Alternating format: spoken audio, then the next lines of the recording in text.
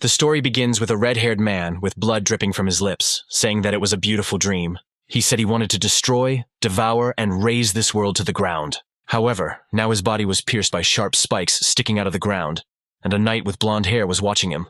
The red-haired man's last words were that he was very sorry for what he had to do. At that moment, he stopped breathing, and the knight continued to stare at him. Then he closed his eyes and concluded that the man was dead.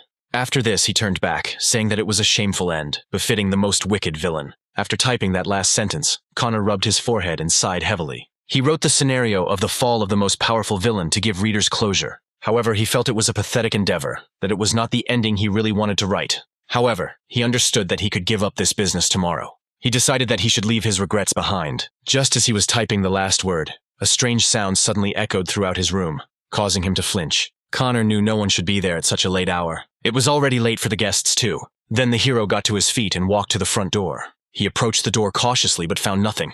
Although something was wrong, he convinced himself that it was probably just a drunk passerby. After that, Connor turned to go back to bed. However, at that moment, a strange piece of paper appeared above his head. The next moment, he fell right at his feet. It had a message written on it indicating that it was a gift and should be used when needed. Then suddenly the paper began to become covered in a dark fog. From this swirling black fog, Asen materialized before his wide-open eyes. Connor screamed in fear, trying to understand why the villain was standing in front of him. Asen smiled bitterly at him, showing that this was how his life was destined to end. He began to explain that he had put in a lot of time and effort, but after all these 10 years spent sharpening his sword, seeking revenge on those who destroyed his family, his loved ones, his comrades, and the woman he loved, he ultimately failed. He admitted that even after he had put it all aside, it hadn't made any sense, and he saw no point in going into further detail since Connor knew his story better than anyone else. When Connor tried to speak, Asen coldly interrupted him, explaining that this was exactly why he needed help. At that moment, a black fog rushed forward, swallowing Connor whole. Before everything died down, Asen added that only Connor could change this fate. He said he would simply observe. At that moment, an ominous spider with a bunch of red eyes was watching everything that was happening. After this, the hero suddenly found himself in someone else's body, and now lay unconscious on a large bed. Then suddenly he woke up, gasping for air, and sat up straight. Rubbing his head, he wondered out loud if he had lost consciousness. Yet when he looked around, nothing resembled his own room.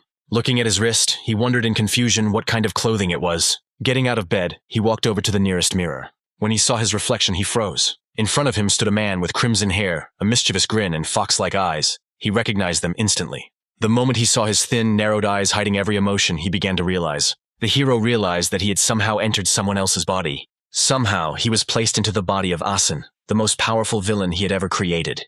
Moreover, he was shocked to realize that an assassination attempt would take place in just a few days. The Asen family, descendants of demons with half-demon blood, once rose to power as one of the greatest houses in the kingdom, their fearsome bloodline elevating them above others. However, it was this very power that led to their downfall. The 6 great houses completely crushed them, leaving only Asen Adel alive. This tragic backstory turned him into a villain.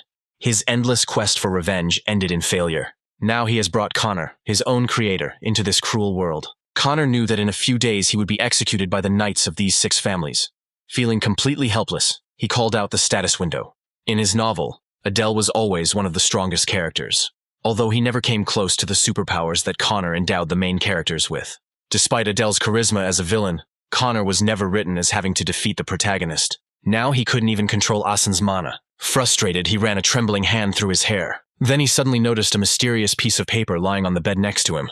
He realized that it was the same article that had appeared before he had been drawn into the affair. And even though it might not help, he knew he had no other options. Remembering the message that said he should read it if necessary, he looked again, but found the paper blank. He wondered bitterly if this was really how his life would end. However, new entries suddenly began to appear, containing a message from the author himself. It said that if he didn't know how to use his gift, he just needed to answer yes or no. Connor's hand shook as he read on, the note once again asking him to just write yes or no on the paper. Feeling irritated, he muttered to himself that even the note was ignoring him now. But resigned, he wrote yes, and immediately new instructions appeared, revealing that the paper was a tool for exchanging information. It answered any question written on it, although some questions required payment. Connor didn't hesitate for a second and demanded to know how to return to the real world. But the paper rejected his request, stating that it was impossible. He cursed under his breath, knowing it was foolish to rely on that. Turning his attention to his more pressing problem, he asked how to control Asen's mana and use his skills. The moment he finished writing, a wave of mana ran through his entire body as the paper responded that no payment was required. The control over mana and the use of traits were already built into him. Without thinking twice, Connor immediately agreed to this. At that moment, he felt mana flowing through him. The first ability allowed him to turn off all 5 senses using the power of darkness. When he activated it, a black hole formed on his palm, and he smiled in satisfaction.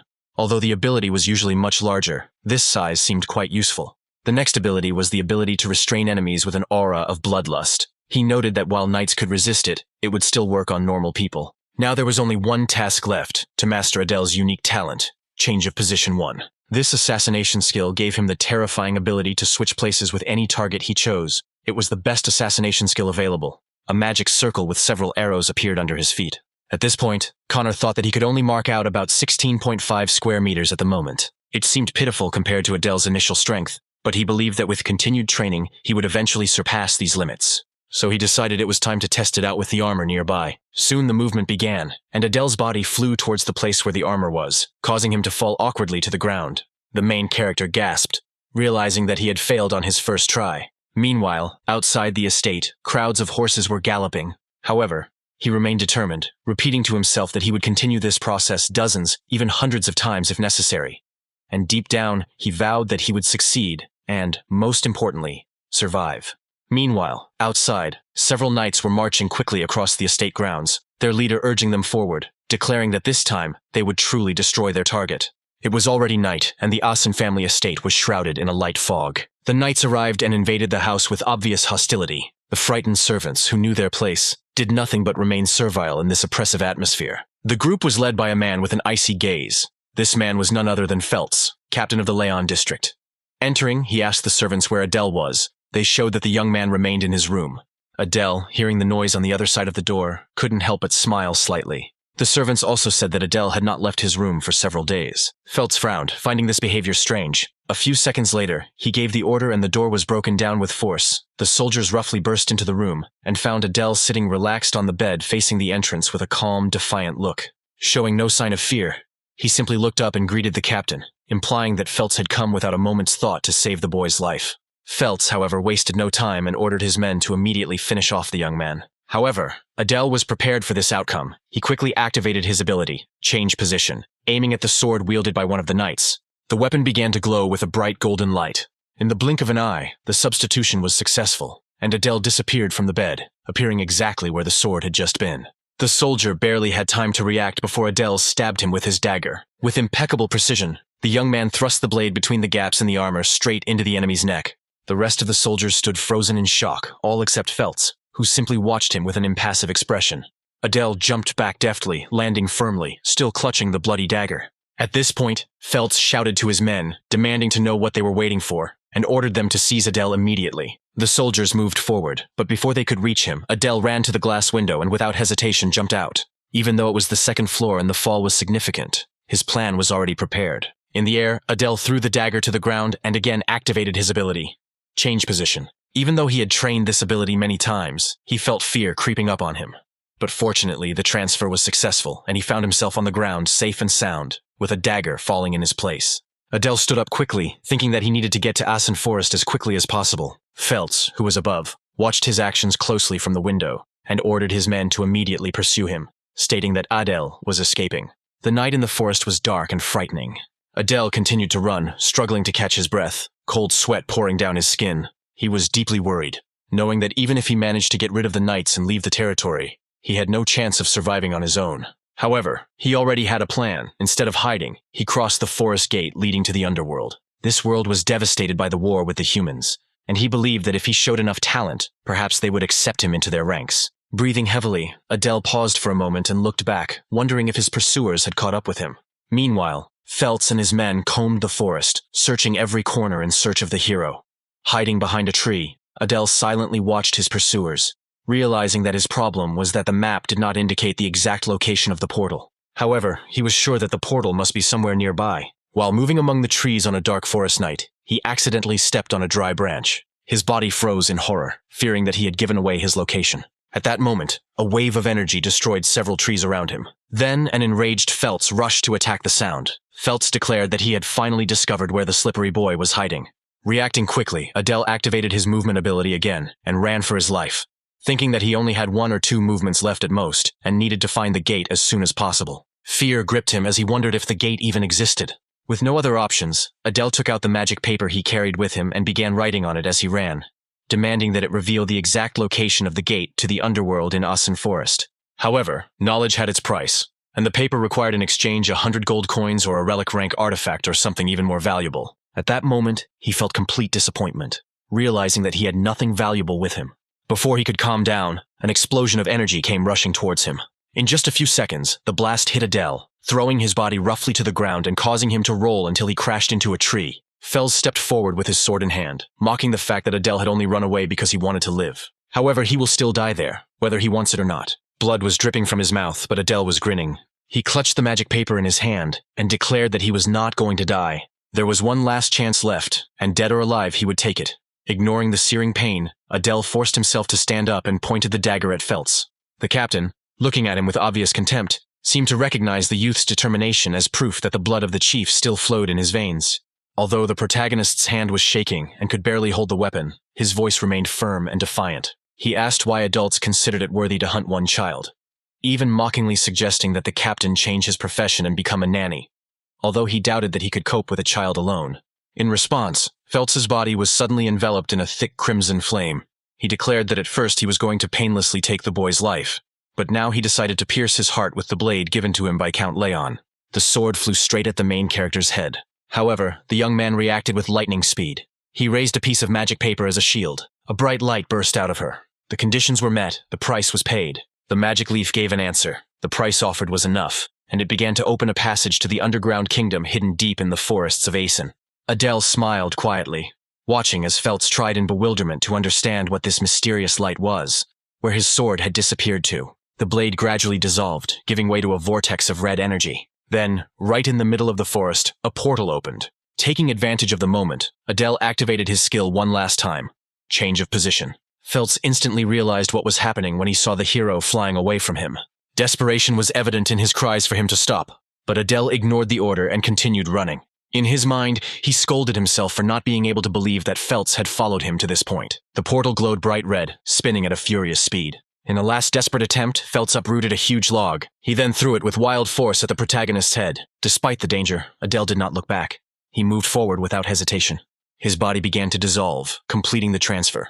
Before disappearing completely, he took one last look at Feltz. The hero promised with a smile that they would meet again. Behind him, Feltz froze. Anger and humiliation reflected on his face. He was unable to catch a simple boy, even with the might of his entire army. So Adele disappeared and ended up in the underworld. Inside the seemingly abandoned palace, someone was muttering incomprehensible words. A moment later, Adele appeared there calmly, chewing a piece of dried meat and wondering how much time had passed since he had been in this place. He recalled everything he had encountered so far. After passing through the gate, he woke up in a dungeon. It seemed to have been created by someone who was a master of the secret arts of the other world. Slowly chewing the meat, he wondered why there was dried meat and a stone bed in such a place. Perhaps someone was guarding treasures here. Then he remembered the barrier blocking attacks from the front and the imposing stone guardian. He had no idea what powerful family had built this place, but it was clear that strange things were happening here. Adele looked at the huge portal in front of him with seriousness and anxiety. Only the guard inspired fear, and he understood that to engage in battle with him now would mean dooming himself to death. Suddenly, the magical paper glowed, attracting his attention.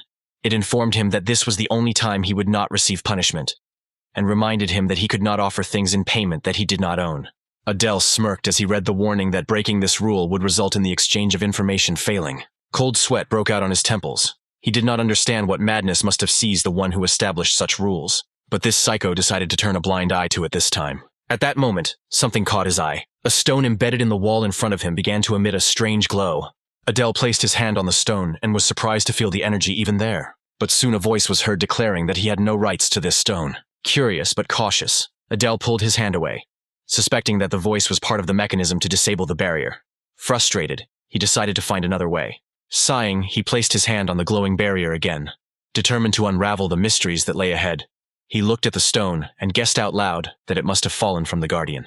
Perhaps, if this is indeed part of the ancient protector, then his luck is about to change. Without hesitation, he activated the stance change skill, and his entire body glowed with a pale blue light. Adele switched places with the stone and was pleased that the ability worked exactly as he expected. Suddenly, a huge beast appeared in front of him, ready to tear him apart. An unexpected threat caught the protagonist by surprise. Meanwhile, outside the dungeon, A huge castle towered against the backdrop of the gloomy underground sky. Within its walls, he harshly reprimanded someone for knocking over a bucket of water. On the second floor of the huge hall, a mysterious figure watched what was happening with almost complete indifference. It was Crete, the head of the Barry's family, one of the influential families of the underworld. He knew that events were beginning to unfold, perhaps because his daughter was about to invade the hidden area of the intermediate level. He knew this would seriously complicate matters. If she succeeds, she will gain the right to enter Saitan, the coveted domain. But even if he ordered her to suffer defeat, he knew that she would disobey, driven by the desire to avenge her mother, who was killed by humans. Crit sighed heavily, doubting whether the weak girl would survive in a place full of demonic creatures. Suddenly, a maid burst into the office, clearly in a panic, and reported an urgent problem. Crit's eyes glowed yellow, and he demanded to know with disdain what had caused such a commotion. The woman quickly apologized and said that news had come of an unknown person in a hidden area. This completely attracted the attention of the head. He clarified what exactly she meant. Because no one opened the doors for entry, the maid confirmed that no one could explain this mysterious penetration. Crit asked if they had managed to find out the identity of the mysterious stranger. The servant explained that, apparently, this man activated a function available only to Crit, but no one knows who he really is. Starting to get nervous, Crit tapped his fingers thoughtfully on the table. He suggested that perhaps this man was forcibly summoned by the portal created during the war between humans and demons. He then sent the servant away, ordering him to leave, being confident that the uninvited guest would be eliminated in any case. Her main concern was preparing her daughter for the upcoming exam. Soon, Crit walked to the window and stared at the cloudy sky, thinking that if all went well, he could benefit from the stranger's appearance, provided that he did not die inside the hidden area. Meanwhile, Adele used his ability to change position again. Luckily, he managed to escape from the wolf-like beast, albeit just barely. On the other side of the portal, a giant stone warrior was furiously beating against the barrier with inhuman strength. Sitting on the stone bed, Adele watched the monster's fury and thought to himself, even if the barrier disappeared, leaving now would still be a big problem. But then a new thought came to his mind. The warrior was also made of stone, and this idea seemed worthy of testing.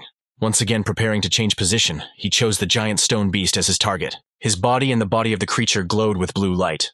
Nervous but hopeful, Adele realized the plan was working. Suddenly, the stone giant found himself locked in the very room where Adele himself had recently been, and he was finally free. On the other side of the barrier, the monster went berserk, slamming its massive body into the barrier several times with a loud bang. But Adele didn't pay attention to the monster's fury. He just ran, thinking that it would most likely destroy itself if it continued to hit so mercilessly. Now all that was left was to find a way out. He then encountered a giant praying mantis. Adele quickly realized that each level of the dungeon had its own task, and this encounter seemed even more dangerous than the wolf. Using a carefully thought-out strategy, he successfully trapped the mantis in a strange barrier. As he ran away again, he reflected that, as he had thought, the creatures guarding this place were essentially undead. So Adele continued to explore the dungeon, using his transfer ability to bypass any traps until he reached the final barrier. There he was met by a voice that congratulated him for having made it this far. Adele looked at the huge barrier in confusion, wondering if he had really been so warmly received despite being an uninvited guest. It soon became clear that this was the boss's room, and there really was someone inside. Looking closer, he saw a powerful skeletal creature sitting on a stone throne covered in thick purple mana. Adele identified it as a Death Knight. Cold sweat broke out on his forehead as he analyzed the creature's power and realized that it was on Feltz's level. The Death Knight expressed respect for the protagonist's progress, noting that few make it this far. But before the speech could continue, the creature's body began to dissipate. Adele immediately activated the ability to change position, aiming at the body of the formidable enemy. Crossing to the other side, his attention was drawn to a giant treasure chest. Its size stood out. But what interested him most was the ornament, an image of a black dragon engraved on the chest. Adele crouched down to examine the engraving more closely. Suddenly he felt a strange sensation, as if an ancient demonic lesson was being replayed in his head. Among the highest demonic genera were greed, lust, gluttony, anger, envy, despondency, and pride, the seventh deadly sin. The realization fell like a heavy burden on the hero. Adele cursed quietly, his face tensed. His gaze sank into emptiness. If he was caught, liquidation would be inevitable. Without delay, he quickly opened the chest, trying to pull himself together. Since he had come this far, he wanted to empty the chest and run away, hoping to find something useful for escape. But instead of weapons or useful items, Adele found something else inside. Seething energy, purple-black in color. Suddenly, energy burst out of the chest, flew straight towards Adele, and violently grabbed his face. She entered his body through his mouth, leaving no chance for resistance. Adele bent over, trying to spit out what was burning inside. Then his body began to writhe wildly. The veins stood out on his face, his muscles trembled, and he screamed in pain, as if something inside him was trying to take control. Then something weird happened. A splash of thick dark liquid splattered across the wall in front of him, and something fell to the floor with a wet sound. Adele leaned over, breathing heavily and clutching the dagger with trembling fingers. He didn't understand what had just happened. He only knew that his eye had fallen out. Stunned, Adele raised the blade and looked at his reflection. His gaze was now completely black. With a faint purple glow, he soon realized that the liquid that attacked him was likely this entity itself. Quickly opening the status window, he checked the information, trying to find any changes. He had the Eye of Arrogance. It could cause extreme increase in dynamic vision, and was only activated after eliminating the enemy. Adele smiled slightly. He thought that with this, he would never lose to a crowd of weaklings again. Coming to the underworld was the right choice. Now he had everything he needed. But then his gaze fell on a huge stone door that he had not noticed before. Adele admitted to himself that he had been so absorbed in the chest that he had not even noticed the door behind it. Now he stood still, tense and weighing his options. He realized he had made too much noise and assumed that there was probably an entire army waiting for him outside. If he went out now, destruction would be inevitable. He wondered if he would have to bend the knee faster than light to stay alive. And most of all, he was afraid that if they found out that he was from the Asen clan, they would finish him off without mercy, even if he begged. Adele concentrated his mana and quickly hid the crest he wore around his neck. At this time, the skeleton, locked on the other side of the barrier, screamed desperately, loudly knocking on the invisible barrier. His shrill voice echoed down the corridor, announcing that His Highness was approaching and ordering the door to be opened immediately. Adele looked to the side in surprise, and, trying to comprehend what he had heard, slowly repeated this address to himself. An alarming guess instantly arose in his mind. He realized that this was why the skeleton greeted him like that. This place was probably a created testing area prepared by the high families. Without wasting any time, he pulled out the magic paper. He needed to find out who owned this space. He was well aware that he had stolen a reward intended for someone else, which meant that he would undoubtedly be torn to pieces at the first opportunity. He asked the paper which character was closest to him at the moment, but the paper was in no hurry to share valuable information without a corresponding fee. It immediately announced that this knowledge had its price, demanding something equivalent to 100 gold coins, or an artifact of the relic level and above. The protagonist's eyes widened in despair when he realized that he had nothing to offer. The paper replied that in that case, he would have to pay with mana. Giving up 100 points from his maximum reserve, it was a difficult decision. But the young man understood that he would be able to restore his strength later. Thus, the paper glowed and began to draw mana from his body, while informing him that it had taken 100 points and considered the payment satisfactory. At the same time, the sound of approaching footsteps was heard in the corridor. Finally, the paper revealed the information that Adele needed so much. It turned out that the person closest to him was Renee, the youngest daughter of Crit Barris, the head of the Barris family. Hearing this, Adele swallowed hard, realizing that the situation was rapidly getting worse. He mused that this area was created by the Bears family as a training ground for their youngest daughter, and the pride eye he stole was probably a reward for successfully passing the trial. Realizing the situation, he came to the conclusion that Renee, who had sufficient power in the family, would easily deal with all the guards and end up right in front of him. The skeleton, which had been screaming desperately just a moment ago, was destroyed in one blow. Following this, Renee herself appeared. She walked calmly and looked at the main character with obvious suspicion. After that, she pointed her sword straight at him. She asked him menacingly who he was. The young man quickly realized that there was no longer any way to retreat. He then dropped to one knee, and with the utmost politeness, congratulated the girl on successfully completing the test, expressing that she was now worthy of the reward. However, her gaze immediately narrowed, and, clutching the sword in her hand, she demanded an explanation. Adele reported that the chief ordered him to act as her personal guard. Inside, he was thinking about the fact that their eyes met, but the girl did not react to the eye of pride. But Renee continued to look at him with her icy, piercing gaze. Adele cautiously noted that despite his appearance, he had some strength. His plan was simple: use the girl as a shield to stay alive. After a short pause, Renee lowered her sword and sighed lightly. Although her eyes were still wary, Adele noticed a slight shadow of hesitation in them. He realized that she did not trust him. Then, deciding on a risky step, he activated the ability to change position. He switched places with her sword in an instant, ending up just a few centimeters away from the girl. Her eyes widened in surprise. Taking advantage of the pause, he gently took her hand and expressed confidence that he could be useful to her as protection. At that moment, her body was enveloped in a dense red force pulsating with mana. She abruptly pushed his hand away with an expression of deep disgust. Then Adele thought with panic that she was clearly angry. However, Renee simply crossed her arms and snorted as if it was just a misunderstanding. Luckily for him, she completely ignored everything he just did. Then, Turning to the huge stone door, Adele tried to end what was happening as quickly as possible, asking the girl to immediately go to the head who was waiting for her. Inside, Adele felt his heart beating in his throat. He wanted to get out of this place as soon as possible. He held the door open to let the girl through, urging her not to be late, but as soon as the door opened completely, Adele realized that he had not noticed the people standing on the other side. Renee stopped, surprised to see her father surrounded by several Bears family warriors. Noticing her hesitation, Adele finally looked up and saw the head of the Bears family. His gaze was stern, and his mood clearly left much to be desired. The protagonist's heart sank, and he realized that now everything was really over. He wondered why Crete was here. In desperation, he assumed the worst, believing that the leader, upon learning of the stolen Eye of Pride, would immediately order its elimination. But so far it had not reacted in any way. Calmly turning to his daughter, Crete asked if she had successfully cleared the area. Renee hesitated slightly but then nodded affirmatively. Realizing the situation, the leader only ordered her to follow him, without saying a word to Adele, which only increased his anxiety. Without realizing it, he began to walk behind Renee, who was walking behind her father. He felt the soldier's gaze burning through him.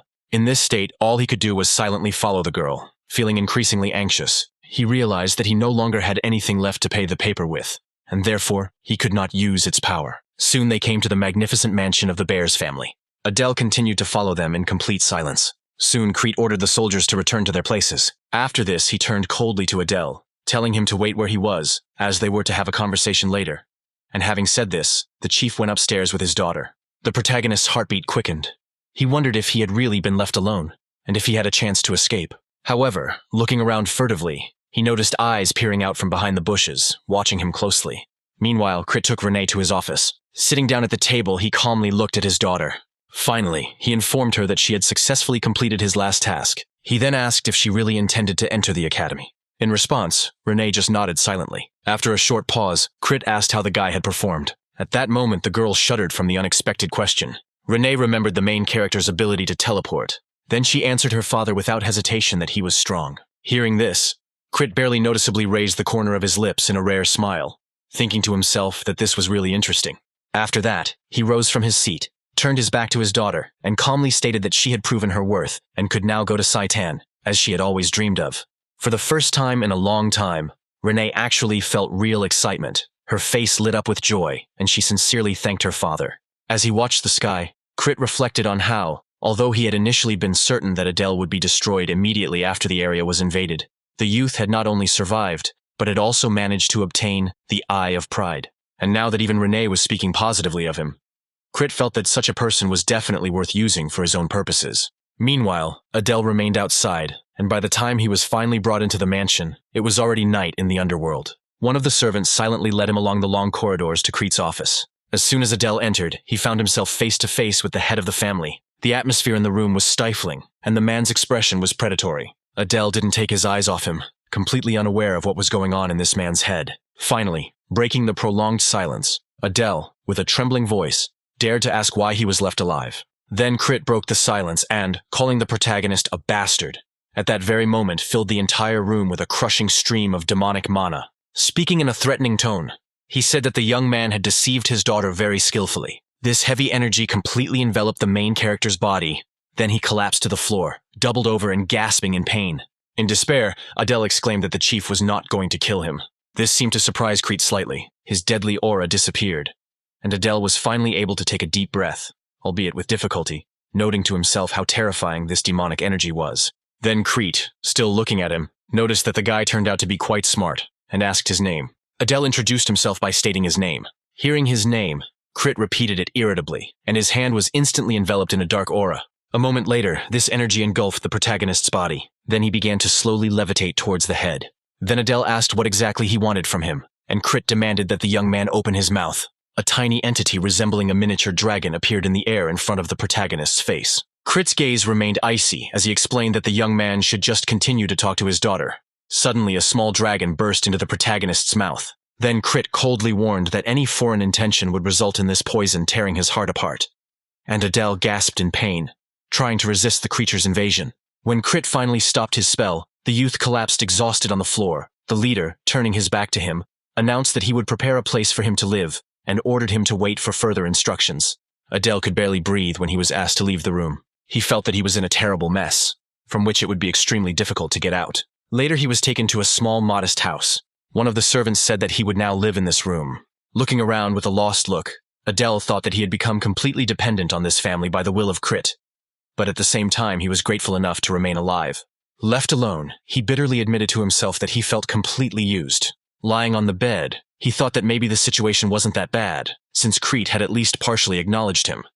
But what worried the protagonist the most was the small poisonous dragon inside his body. So he took a risky step and used his movement ability to extract the creature from himself. Seeing that it had succeeded, he mentally noted that everything had turned out exactly as he suspected. The dragon was not alive. Just thinking about what could happen made his chest go cold.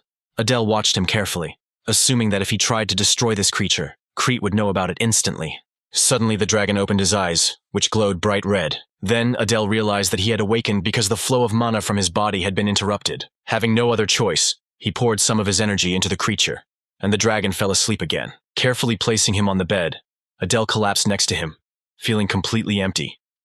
For the first time in a long time, he was able to relax a little. Taking a deep breath, he considered how much the trap in his throat had loosened and felt himself losing consciousness. Before closing his eyes, he opened his status panel and noticed that his mana had decreased by 100 points. And he also saw that his movement skill had risen to level 2.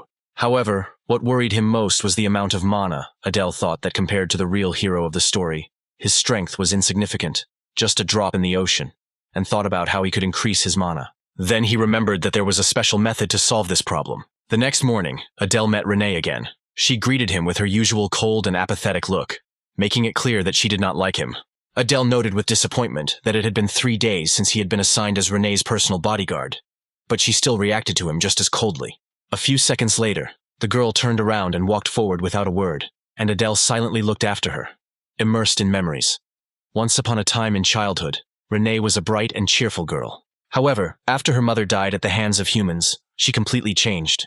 Becoming cold and emotionless, being the author and creator of this story, Adele actually felt sorry for her. Suddenly, one of the servants loudly announced that the chief was calling them both.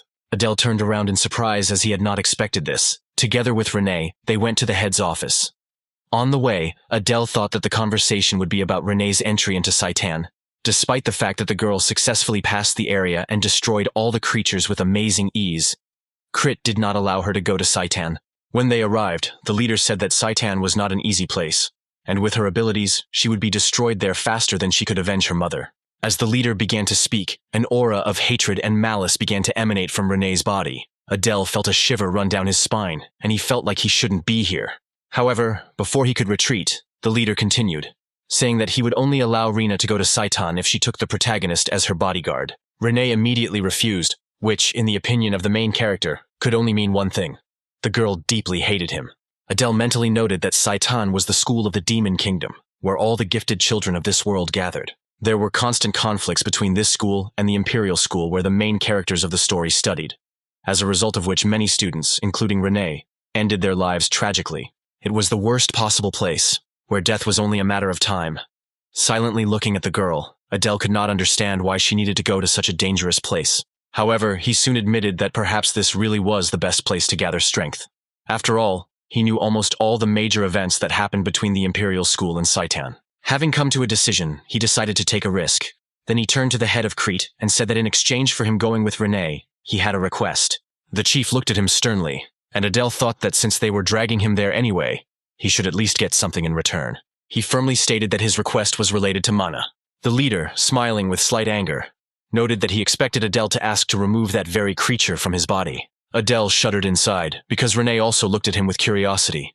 And at that moment, he only thought that the leader should not know that the poisonous dragon worm inside him was no longer there. Crit called him impudent again, and said that it was not a difficult request, so he was ready to listen to it. Immediately after this, he ordered his daughter to leave.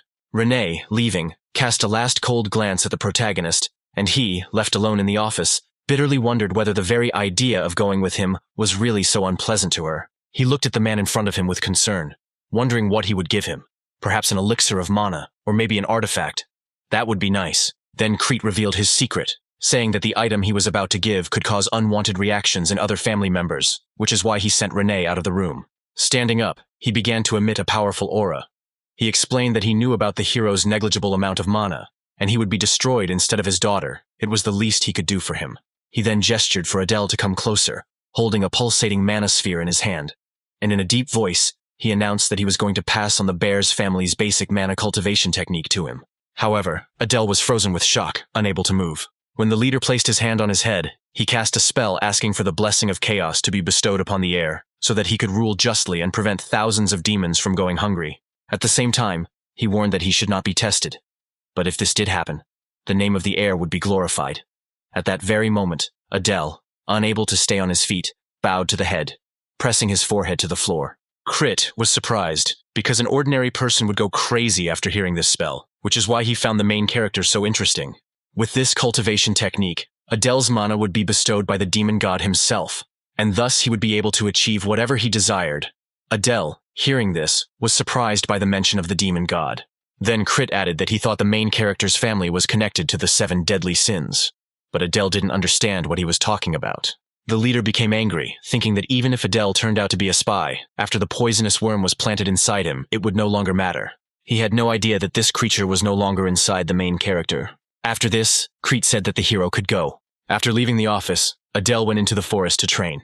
There he sat down on a stone and began to meditate. The thing is, his mana could get out of control. After he accepted the demonic energy of the demon god, he could no longer use human mana. However, he had no choice. As he began to meditate, he suddenly saw a huge creature in front of him, who told Adele that he was a half-breed. Adele immediately recognized him as a demonic god, but was very surprised by his appearance. This creature stated that it did not consider him to be a carrier of the child's blood, but rather saw in him the blood of a dirty traitor. Adele asked if this creature was a form of the demon god. In response, the monster confirmed that this was exactly what such creatures were called in this world. When Adele asked if it planned to destroy him, the creature replied that if it wanted to, it would have already destroyed him the moment he spoke. However, for some reason, it did not want him to die. The thing is, Adele carries the same sin as it does. Then the god left a mark on his wrist, which symbolized that Adele was worthy of using his power. The being told him to be proud of this, not to lose his composure and prove his worth. Adele was shocked to realize that he had just borrowed the power of a demon god, and now it was as if he had 3 extra lives. The mark looked like a tattoo, and he thought that soon his entire body would be covered in them. However, Renee was nearby and heard everything Adele said out loud, and then the hero turned around abruptly. This time, unlike her usual indifference, she was shocked. Adele was afraid that she might have heard something unnecessary, but it was too late. The girl, blushing slightly, called him a dark priest. Thus, his secret was revealed almost instantly. Meanwhile, a month had passed since Adel received the mark of the demon god. When checking his status, he found that his mana had exceeded 1,000 units. He trained a lot, and thanks to his traits of interest and focus, he was able to triple his mana reserves in a very short time. Adele thought that in a few years he would be able to surpass even the heirs of the 6 houses of the human kingdom. He also realized that in his current state, he could conquer the hidden dimension as well. However, first he had to resolve one small issue with Renee. Seeing the girl, he wondered with surprise why she was training right in front of his house and not on the training field. It seemed to him that although Renee no longer avoided him as before, she still greatly misunderstood him, considering him a dark priest. In principle, this was logical, because only black priests could directly communicate with the demon god in this world. Although Adele would have preferred that she not hear his conversations, he understood that if Renee began to treat him as a superior being, bad rumors could quickly spread throughout the family. Adele called out to Renee, who responded with fear. He explained that he understood her thoughts, but asked her to treat him the same way as before. However, she still hesitated.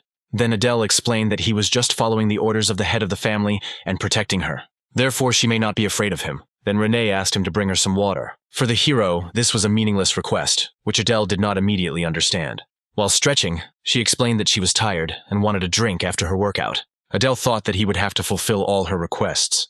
A few minutes later, he served her tea. While she was drinking, the main character's thoughts were occupied with something else. He needed to take over that area quickly, but Renee wouldn't leave him alone. Time is running out and he must act before the protagonist who was about to cross over to the demonic realm. He needed that value to survive in Saitan. Then Adele asked how her preparations for entering Saitan were going.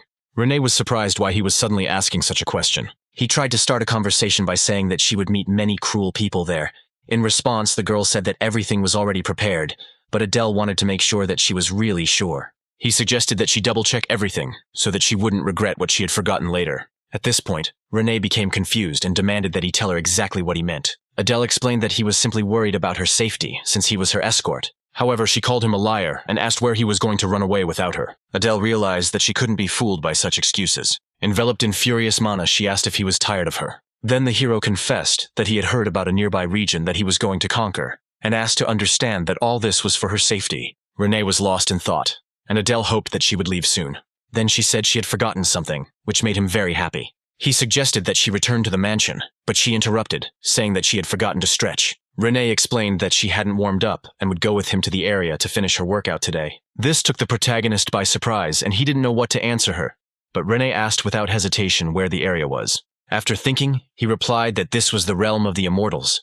He explained that this place once belonged to necromancers, but now it is full of soldiers who turned into ghosts after the war between people and demons and the destruction of necromancers. Before he could finish speaking, Renee interrupted him, confidently declaring that she knew this place. Adele noticed that her tone had changed. She looked worried. He thought the area must be mid to high level, and there must be more soldiers there now. Despite this, relying on Renee's help was not a bad thing. The problem was that if they left together, it would be more difficult to escape from the mansion, and Crete would immediately find out. Then Adele asked if it wouldn't be better for her not to go if it was too much of a hassle. Renee, walking ahead, said decisively that everything was fine, because she knew the secret exit. Later, at the walls of the mansion, deep in the forest, she pointed to a small hole in the stone wall. Adele noted that she was familiar with this place, but she remained silent, ignoring him. Then the hero realized that Renee must often run away from there. Hiding the basket of tea in the bushes, he ordered them to go so that they would not be caught. Soon they were walking through a huge mountain covered with a light fog. The mountains were incredibly high and voluminous, and it seemed that there was nothing else here except them. A little nervous, Adele asked how much further it was. Renee looked back with an uncertain expression on her face. Realizing that he had talked too much, he explained that he had never gone far from the mansion and knew little about the area. Then she pointed to the top of the mountain, saying that they were almost there. All that was left was to climb the hill. After a few kilometers, they reached their destination. The hero looked around the place carefully and realized that this was, apparently, what they needed. The place was in ruins. The walls were destroyed and the air was filled with desolation. Renee was excited and even began to swear cheerfully in her dialect, which attracted the attention of the protagonist. Even without understanding the words, he understood her mood. Stepping back a little, Adele thought that he had to hide his origins from the Asen family from Renee at any cost. Only he knew the entrance to the area. Pointing to a pile of loose rocks, he said that it might be possible to get there by digging a passage. He soon discovered something unusual. There was a message carved into the stones warning that the lands were guarded by soldiers with rotting flesh. Adele said that this must be the entrance. They stood in front of the stairs leading underground. Adele offered to go first, but Renee refused and insisted that she go first. So they entered the dungeon, which turned out to be surprisingly well lit. Adele noted that there was more light inside than he expected. Then Renee pointed to what looked like a small, forgotten church. The atmosphere was eerie, but it confirmed that they were on the right track.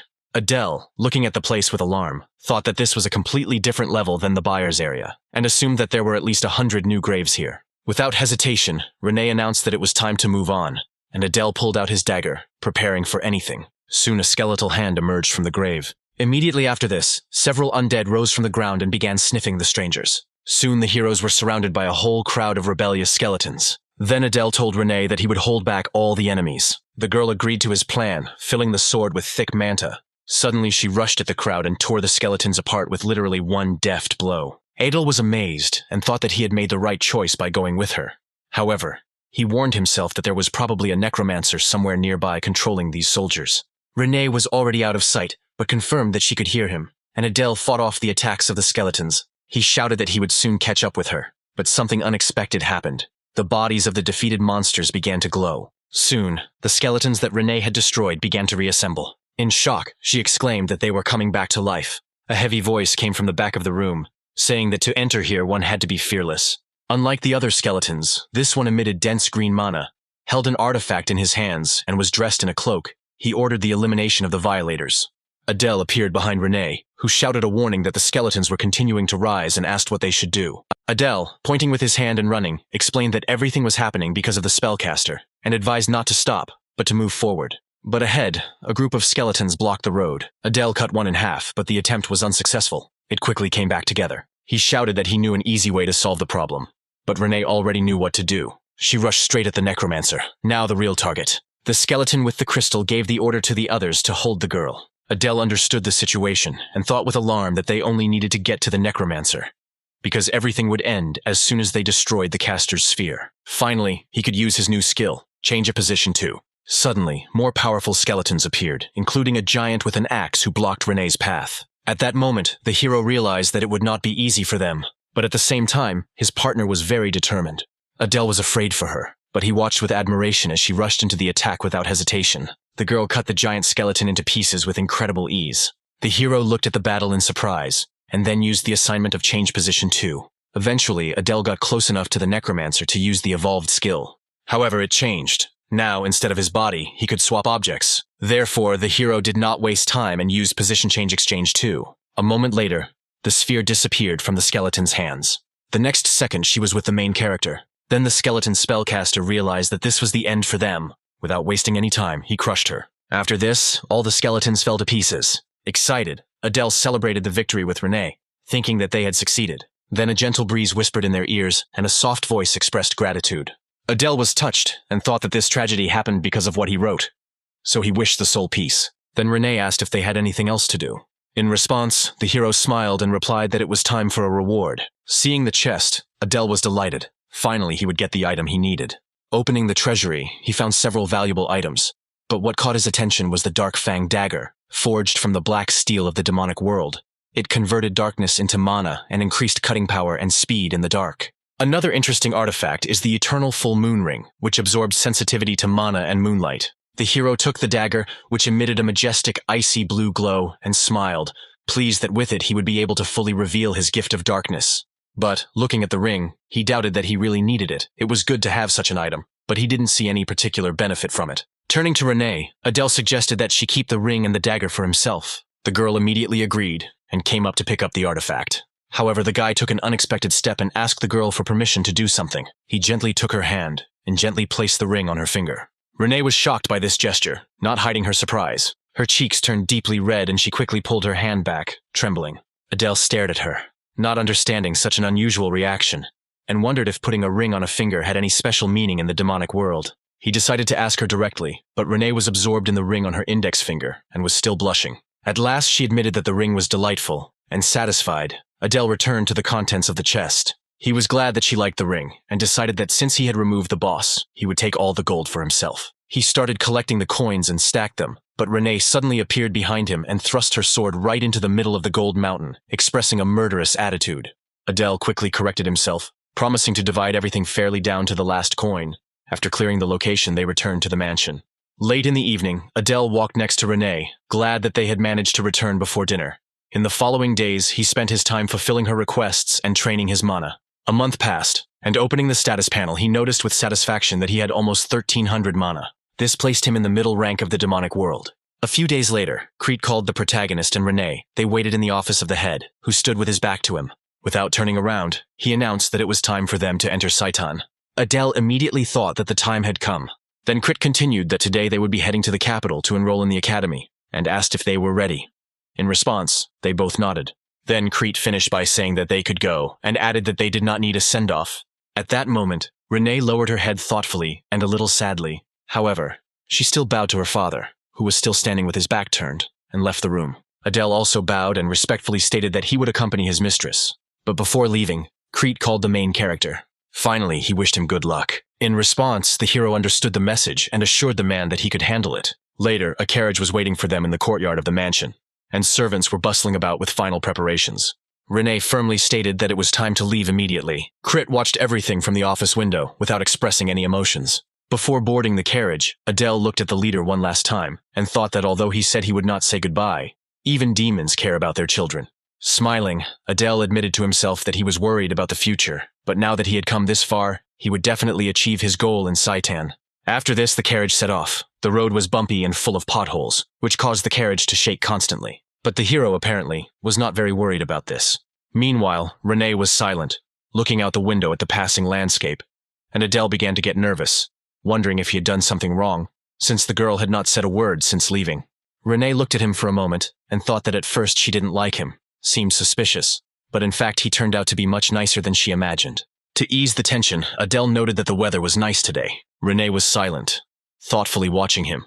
Despite the empty words and actions of the main character, the girl considered him weak and doubted whether he was really a priest. Not understanding her intense gaze, Adele turned away. Then Renee sighed in annoyance, calling him an idiot, because she saw him talking to the demon god and didn't understand why she doubted him. This made the protagonist even more nervous, and he thought that he had ruined everything. Then Renee's gaze fell on the ring. Her face flushed again as she remembered the moment Adele put the ring on her finger. Her mind began to spin. In the demonic world, a ring worn by a member of the opposite sex symbolized an eternal promise, but Adele did it silently. And now she wondered what kind of vow he had made. However, at that moment, Adele brought her back to reality. He reminded them that they had about an hour left, since they had arrived earlier than expected. However, Renee only gave a cold, familiar look and turned away, demonstrating a complete lack of interest. Despite this, Adele persistently, with noticeable anxiety, asked if he had done something wrong. The girl was extremely straightforward. She replied that she was going to take a nap, asking him not to disturb her. Later, they finally arrived in the city. The place was lively, and Adele could not hide his admiration. He thought that this was the capital of the demonic world. Unlike him, Renee remained silent. His thoughts were racing. It seemed that the capital was not much different from the human world. Everything looked quite medieval. Watching the passers-by, he noticed some differences. Some had horns and other physical features. The elite demons had conspicuous tattoos, and one of them had a pattern on his neck similar to his own. When Renee started walking further, she called the protagonist, noticing that he had frozen in place, and demanded that he not hesitate. Having come to his senses from his reverie, he hurried after her with his luggage. The girl said that the entrance exam was scheduled for noon in 2 days, and they needed to register before that deadline. Since there was still time left, Adele suggested exploring the capital before the exam. However, Renee, as usual, coldly replied that this was of no interest to her. The conversation quickly died down, and Adele tried to continue, but Renee reminded him that there was no time. Registration was more important. He thought to himself that the girl probably hadn't left the house since her mother's death, which is why he found it difficult to understand her restraint. They soon reached the registration area. Adele was impressed by the scale of the academy. Saitan turned out to be huge, about 3 times the size of a normal university. There was a bald man standing at the registration desk. He announced the registration without much interest and told us to come back in 2 days. Adele approached him next and said that she wanted to register to join. The man looked at him warily and asked who he was, because he didn't look like a demon at all. The bald man, with veins bulging on his head, flared up, indignant that half-demons dared to apply, reminding him of the Lost War and expressing contempt. Adele was silent, only sighing heavily as he thought that his future would not be easy. The man continued with arrogance, blaming insignificant rats like him. However, at that moment Renee appeared and interrupted the quarrel, asking what was going on. She looked at the man with her usual cold gaze, which he immediately recognized. It was impossible not to notice her black horns. The man grumbled, noting that the new generation was surprising, and reminded her that if she was a candidate, she needed to declare her house affiliation. Without much emotion, Renee replied that she was from the Bear's house and introduced herself by name, after which she introduced the protagonist as her bodyguard, who would also be enlisted along with her. The bald man began to write down the data, expressing disdain. To him, the half-demon bodyguard clearly did not meet the standards of the Bear's house. Tired of this treatment, Renee almost drew her sword and declared that she would not listen to the insults of House Bears for a second longer. Then the man respectfully changed his tone, assuring that there was no discrimination and offering to forget everything. Adele named his affiliation, the Pixie family, Adele's name, and the registration was successfully completed. They were to return in 2 days. Meanwhile, Adele was thinking that during the war between humans and demons, the half-demons fought on the side of humans and were stronger. So there was a feeling of hostility towards them everywhere. Despite this, nothing could be changed. Trying to calm Renee, who could tear the bald man apart with just one look, he suggested leaving this behind and thinking about a place to spend the night. They soon arrived at a modest but clean hotel, but Renee was dissatisfied.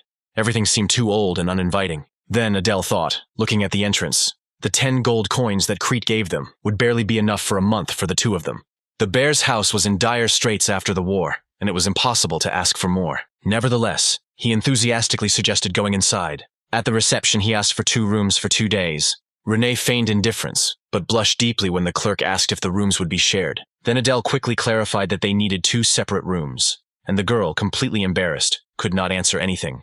For 2 gold coins, they got rooms on the 2nd floor of the hotel.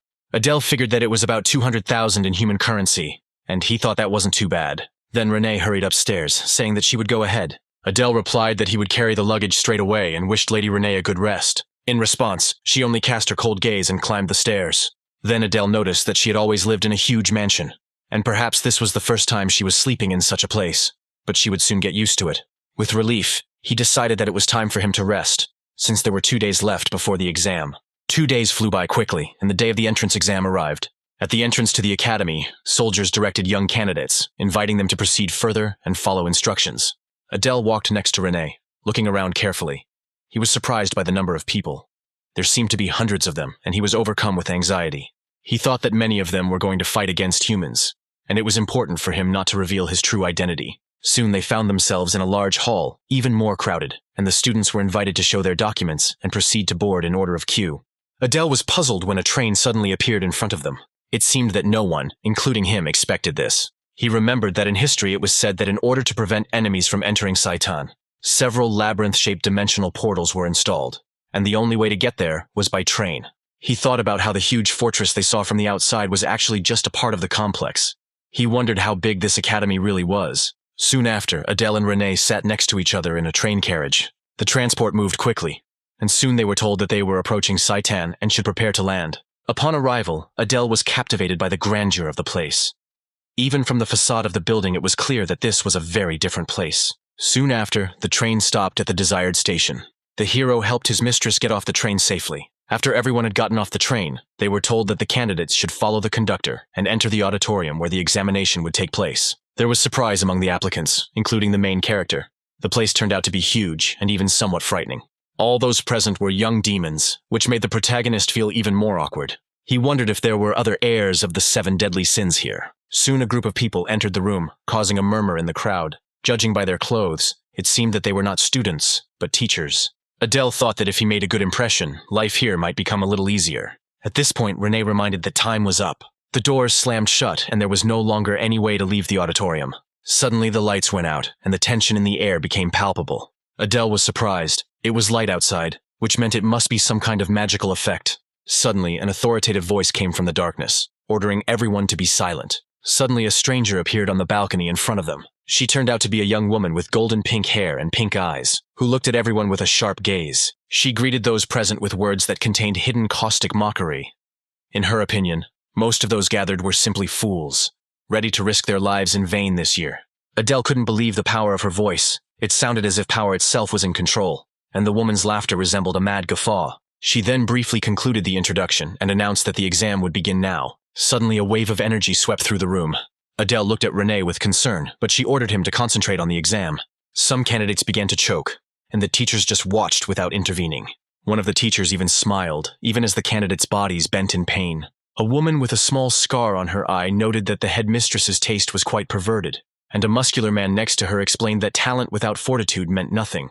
That's why Director Lucian personally oversees the first stage of the exam, a test of mental stability, the purpose of which is to find out whether candidates can withstand critical situations and keep secrets if captured by humans. The man noted that 5 minutes had already passed, and almost no one remained standing. Adele was barely holding on, while Renee looked completely unperturbed. The teacher with the scar added that, apart from 8 people, the rest had already fallen, although she had expected more given the number of candidates. The man countered that about 40% lasted more than 5 minutes, which was quite a lot compared to the previous group, which was a cause for relief. Rumor had it that all of the heirs of the House of the 7 Deadly Sins were in this group, and this seemed to be confirmed. Some of the challengers were motionless, overcome by the magical pressure. Then the man noticed that Adele was trembling and asked who he was, since he did not look like the heir. Another teacher laughed, noting that Adele had been resisting for almost 10 minutes, although she was unlikely to last much longer. Meanwhile, Adele was almost bent in half, his body trying to protect the red layer of mana, but something changed.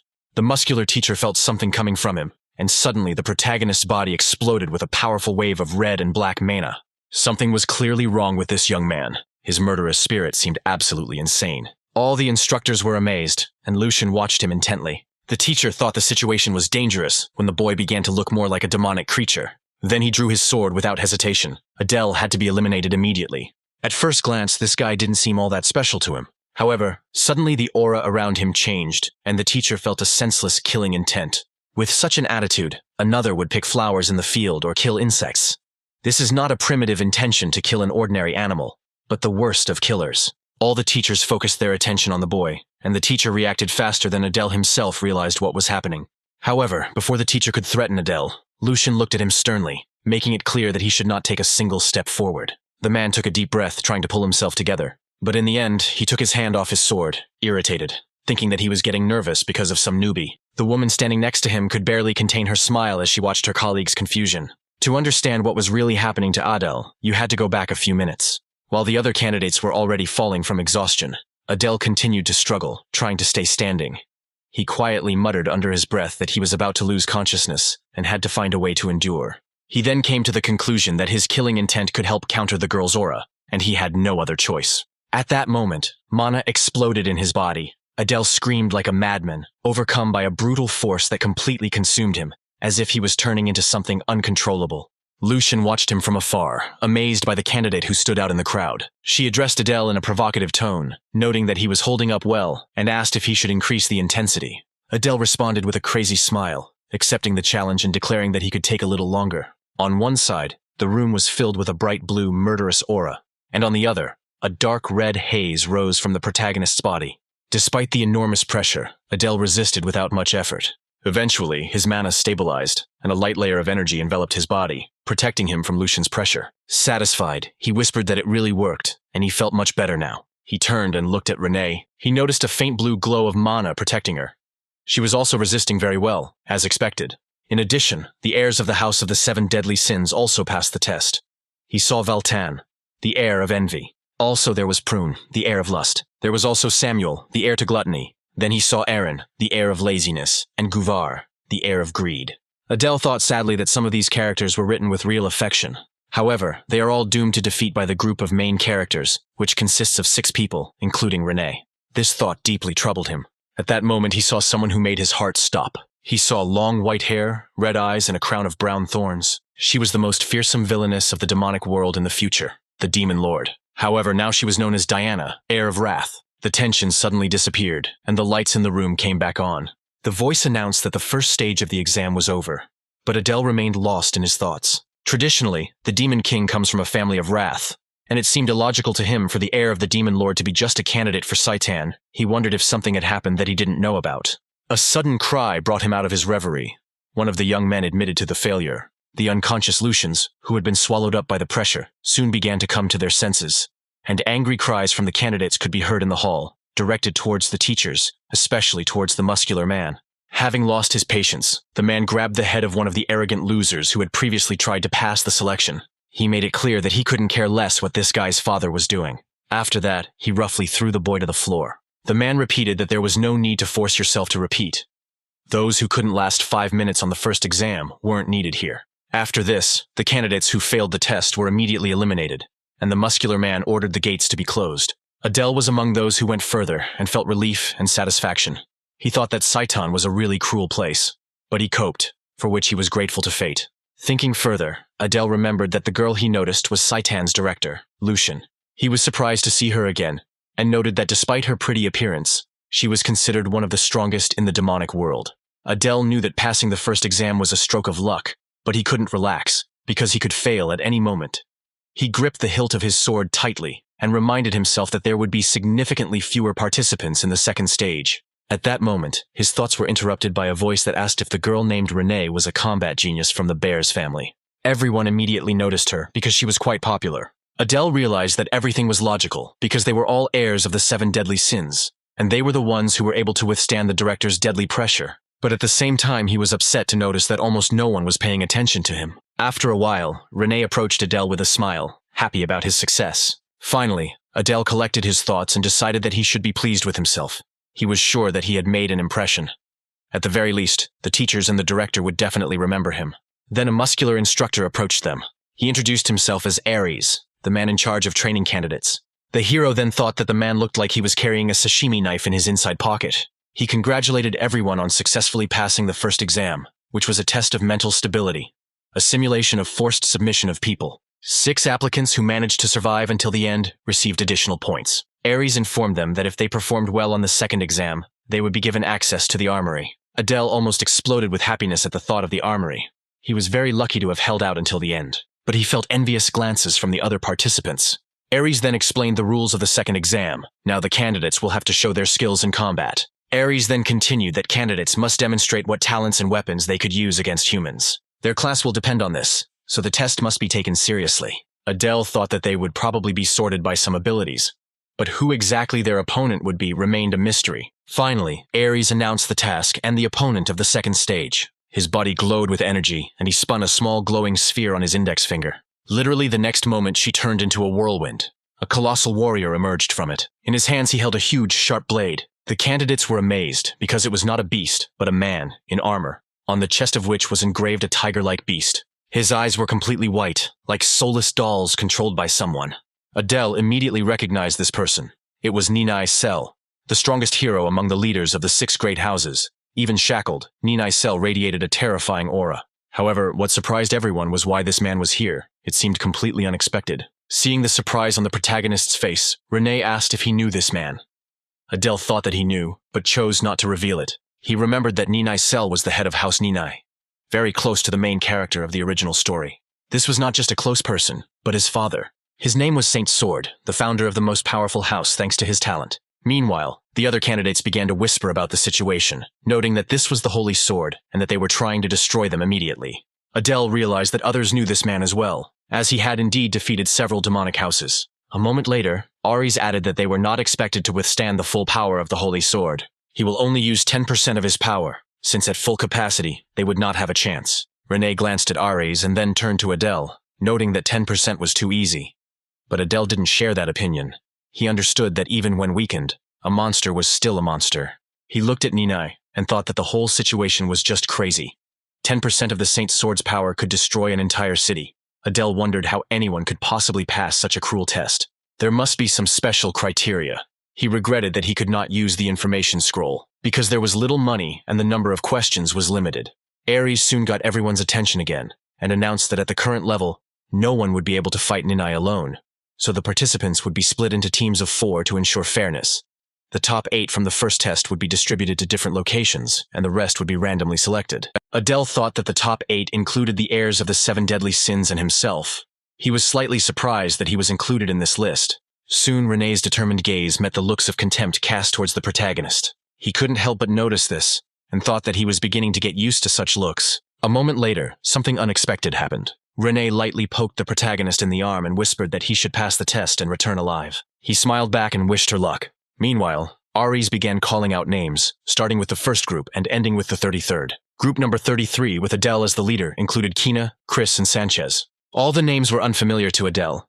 He assumed that they were probably minor characters of little importance in the original story. When the group assembled, there was a blonde, a young man with silver hair, and a grumpy guy with brown hair. Adele introduced himself and said he was glad to meet them. Kina and Chris responded politely and introduced themselves as well. However, Sanchez had his back turned. Then he suddenly shouted that Adele was half demon and that it was a disgrace to his house. This angered the protagonist, as even the secondary characters began to look down on him. Sanchez believing that he was not worthy of being a leader, as if he was one of the heirs of the 7 deadly sins. Adele ignored the taunts and asked the others to try their best. He suggested first defining the roles and asked them to tell what weapons or abilities they possessed. Chris was the first to tell about his ability. He revealed that he could transform mana into objects and was able to create a triangular prism that he could transform into armor or a sword. As proof, he demonstrated the creation of a shield. Although this shield did not have great destructive power, it was distinguished by its versatility. Adele thought it was a good idea and that Chris could be useful. Kina spoke next. She admitted that she was not strong in combat and was more of a support type. Adele appreciated this and suggested that she might be into buffs. The girl confirmed that she was praying to the demonic god to increase the speed of her allies, her body glowing with a golden light as she cast the blessing. Her buff also helped Adele, who was tired and could barely breathe. She asked him if he felt better, and Adele, a little embarrassed, replied that he seemed to. Then the girl blushed from such a reaction and called the main character a villain. In response, he laughed and explained that he was just joking so as not to upset her. Adele admitted to himself that although there had been help, it had been too weak to have a serious impact.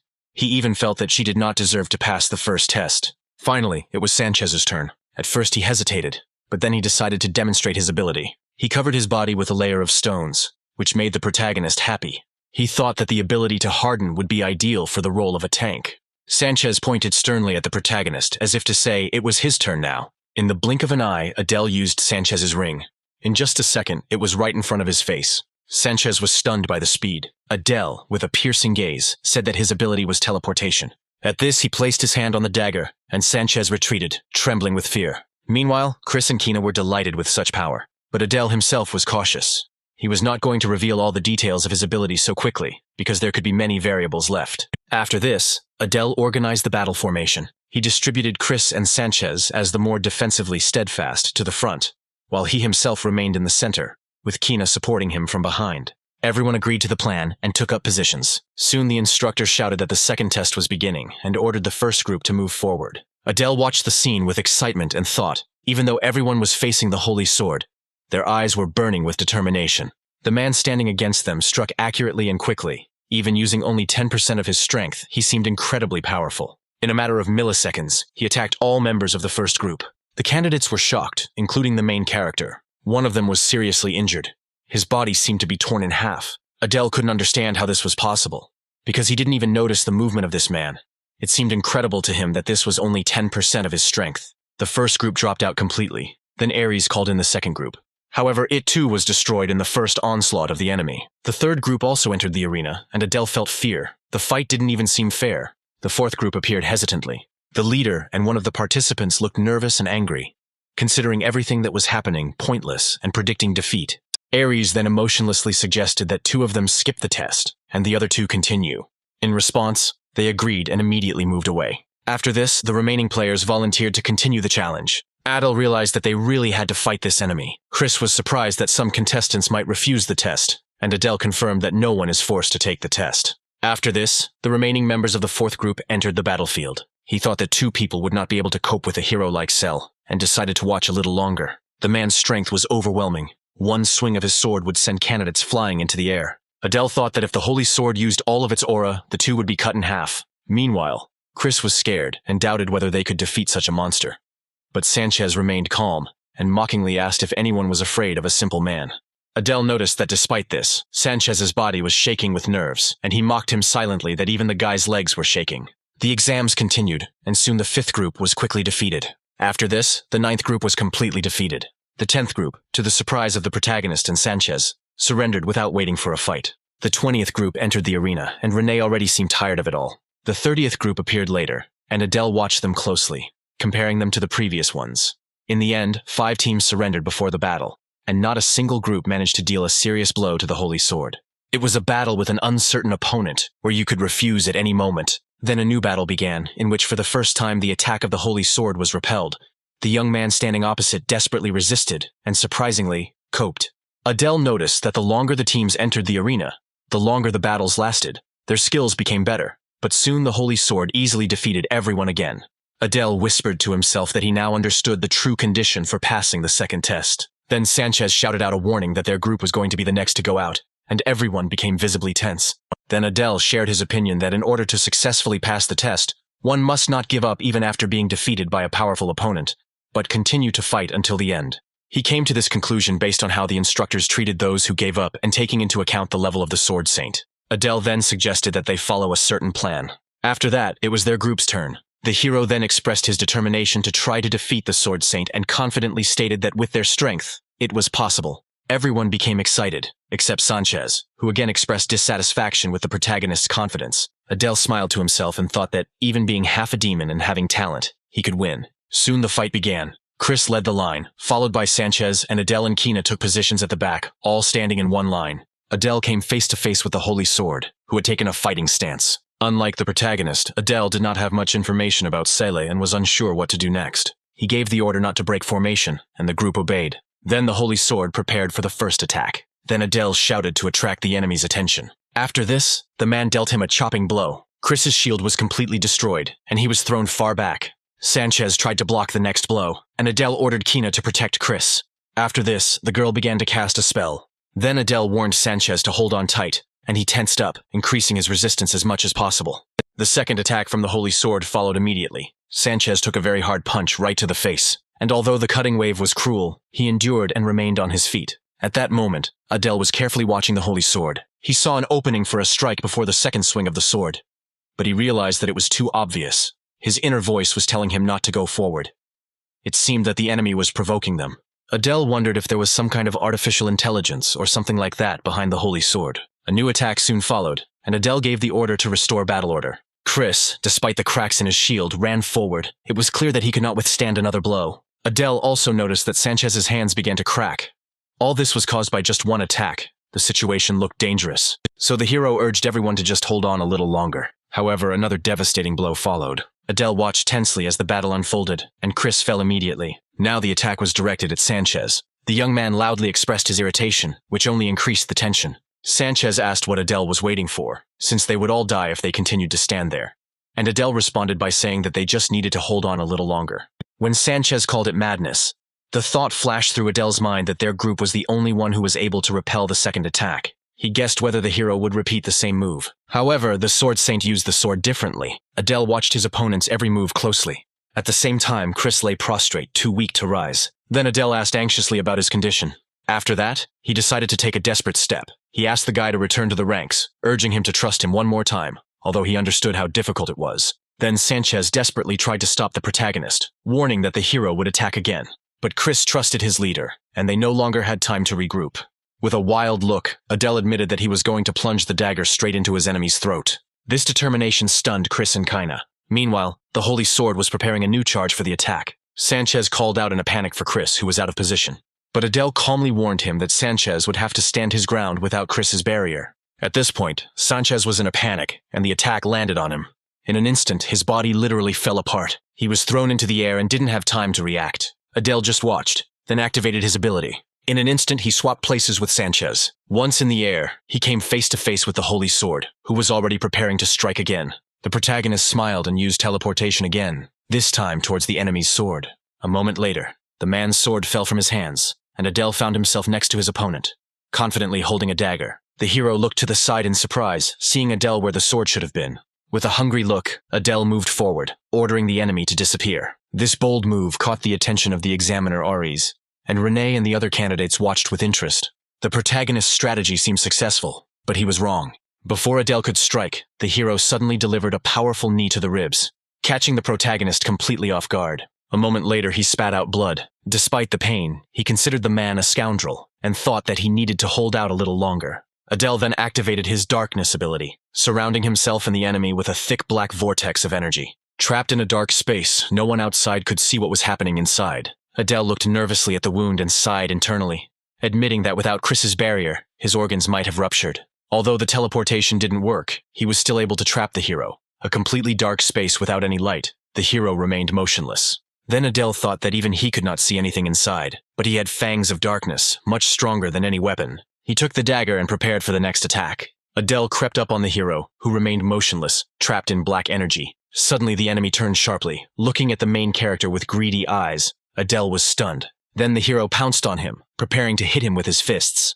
Adele stepped back, frightened. It seemed to him that a real monster stood in front of him. A second later, the hero raised his hands. A suspicious smile appeared on his face, which was replaced by laughter. At that moment, Adele threw his dagger over his enemy's head, preparing to use a new trick. At that moment, the man froze in place.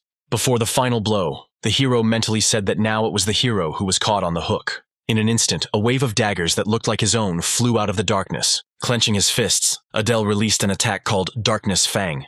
He activated a rain of black blades that pierced the hero's body through and through. Outside, no one understood what was happening inside the vortex. Chris, worried, asked what was going on, but no one could answer. Then Ares, standing at the whirlwind, declared the battle over. Soon the black mist slowly cleared. Then Adele appeared in the arena, safe and sound. Nearby lay a lifeless holy sword, covered in multiple black daggers stabbed into its limbs. All the other applicants were in shock. No one expected that even one candidate would be able to defeat the hero, and even more so, alone. Meanwhile, Adele was happily enjoying the silence around him. The red-haired warrior watched the scene with interest. Meanwhile, Chris and Kina behind him could not contain their emotions. The young man jumped up with joy when he saw the main character and asked how he managed to win. Then Adele replied that it was a team effort. Then he asked excitedly about Sanchez. Kina said he was shocked, but the instructors were already taking care of him. Adele breathed a sigh of relief. Everything turned out well in the end. Then he looked at the examiners and suggested finishing. His team was surprised, but Adele pointed to the hero. As it turned out, he was still moving. Chris screamed in shock. He realized that the hero was alive. But Adele sat down and did what was needed. Chris asked what he was doing, and Adele answered without hesitation that he needed to make sure the enemy was actually eliminated. Ares watched everything silently, his expression saying a lot. It was clear that Adele was not an ordinary candidate. At that moment, a white-haired girl burst onto the stage. She sat on one of the triplets as if it were a chair, while the other two tried to please her. And with a provocative smile, she loudly declared that despite the fact that Adele was a half-breed, he was not bad at all. One of the guys objected that compared to Prown, he was nobody special. Prown didn't answer. She just nodded. The girl stared at the protagonist and declared that he was born flawed, and his true nature would sooner or later reveal itself, no matter how hard he tried to hide. She said he was stupid and rude. At that moment, a murderous aura fell upon Prune. Renee was overcome with rage because of the girl's words. Prown, noticing the tension, became frightened and wondered who it could be. Seeing the girl's horns, her eyes widened in amazement. After all, these horns belonged to the bear's house. She felt Renee's gaze directed at her, and Prawn became very scared. The other candidates also felt a tension in the air and began to whisper among themselves. As expected from the heirs of the 7 deadly sins, they had already begun to try to intimidate each other. There were rumors that the bet in this fight was on Prawn, but even she was not sure of her victory, because Renee seemed like a real monster. Adele, wiping sweat from his forehead, noticed the growing tension around him. He immediately recognized the girl as Renee and was surprised by the bloodthirsty expression on her face. However, before he could approach, Ares called him to him. Adele turned around with confusion and looked at the tall man. He asked him what he wanted, but Ares didn't explain anything. He asked if Adele really didn't understand anything. In response, the hero only smiled mysteriously and said that he didn't understand anything. Then Ares directly said that he would keep an eye on him. Adele sighed regretfully, thinking that now he would have to keep an eye on Renee too. Meanwhile, Renee and Prawn were already a step away from each other, ready to fight. The atmosphere was so tense, and the girls were making it even more tense. Adele moved closer to see who this girl was who had challenged Renee to a fight. She had blue eyes, long hair, and horns on her forehead. She was Laurel Prawn of the House of Lust. However, Adele could not understand why she challenged Renee to a duel right here and now. He admitted to himself that, immersed in studying the history of the human world, he had become completely lost in the details of the demonic world. Suddenly, Prawn's gaze fell on someone from the crowd. She pointed her finger at the main character and called out to him, calling him a half-breed. Adele was amazed and could not understand why she was addressing him in particular. Without wasting any time, Prawn demanded that he become her slave. Apparently, this was the last straw for Renee. She exploded with rage and without hesitation rushed at Prawn. The girl jumped up, pulling the sword from behind her back, ready to cut her impudent rival in half. Renee charged at full force, catching Prawn off guard, who was convinced Renee had gone mad. In a desperate attempt to defend herself, Prawn managed to raise her sword. As the conflict escalated, Ares sternly ordered both candidates to stop their useless skirmishes. He reminded her that such fights were forbidden in Saitan. Despite Renee's threatening appearance, she stopped just a few inches from Prawn's sword, who had already taken a defensive stance. Ares soon formally demanded that they settle their personal differences outside the academy. The other candidates were displeased and clearly expected a fight to break out. But Adele was relieved that no serious conflicts had occurred before the ceremony of joining the heirs of the 7 deadly sins. But Renee refused to continue the fight, put her sword behind her back and retreated. Prawn also laid down her weapon. In contrast to Renee's calm, Prawn was all trembling and obviously depressed. Nervously, Adele turned to Renee to ask about her condition, but she stared at him silently, not saying a word. Confused, he reminded them that their group was next to take the test. In response, Renee lowered her head, which confused the guy even more. Then she suddenly took out a handkerchief and wiped the sweat from his face. Finally, she congratulated him on a job well done. Seeing this, Prawn exclaimed in surprise from afar, wondering what connected the two of them and whether Renee was dating a half-breed. Adele just thought that Prawn was treating him better now, just because he passed the test. He thanked Renee for her support. After a few seconds, Renee suggested that he was hiding his strength to appear weaker. But Adele didn't understand the gist of the conversation. When suddenly Renee was called to the group for a test, she then said goodbye to Adele, saying that she would not tell anyone anything. Adele was left in amazement, thinking that he had tried his best to pass the test, and wondering if he really seemed so weak, he decided that Renee might have mistaken him for the family priest. Suddenly, someone called him loudly, asking his name and home. It was Prawn, who showed interest in Adele. When she learned his name, she smiled and noted that it sounded good, although the guy did not understand why she was talking to him. Suddenly, a powerful aura appeared around Prawn, and she stated that she was asking him for a reason, reminding him that he had interrupted her earlier. Then, in a hostile tone, she ordered them to serve her and throw away the trash from the bear's house. Smiling, Prawn hid pure malice inside, declaring that she would show her irresistible charm and crush Renee. However, Adele quickly refused, explaining that it was his lady's turn to fight and promising that maybe next time. Prawn couldn't understand why her ability didn't work and demanded to wait. Meanwhile, the hero was delighted to finally see Renee's power, and Prawn couldn't believe that she had been completely ignored. Adele, watching Renee's group, reflected on its strength and had great hopes. The fact is that the children of the 7 deadly sins have always been endowed with power and might. The hero noted that an incredibly tense confrontation awaits them. This girl was even more incredible than he had imagined. Meanwhile, Renee led her comrades, keeping an eye on the hero with the sword. The girl with the crown of thorns did not take her eyes off Renee. Meanwhile, the red-haired guy noted with a smile that the girl was very funny. Renee was filled with power, and seemed as strong or even stronger than the previous candidate. When Adele saw what Renee was doing, he could hardly believe his eyes. She simply walked up to the hero with her sword, and, ignoring the difference in height, met him face to face. They looked into each other's eyes with confidence and power. Soon after, they both rushed to attack. Renee immediately launched a direct strike, cutting the hero's sword in half and then slicing his body into two. It was a precise blow that stunned everyone present. Then she calmly turned away and walked away. All the candidates were delighted. She had done the unthinkable, defeating the hero with a single blow.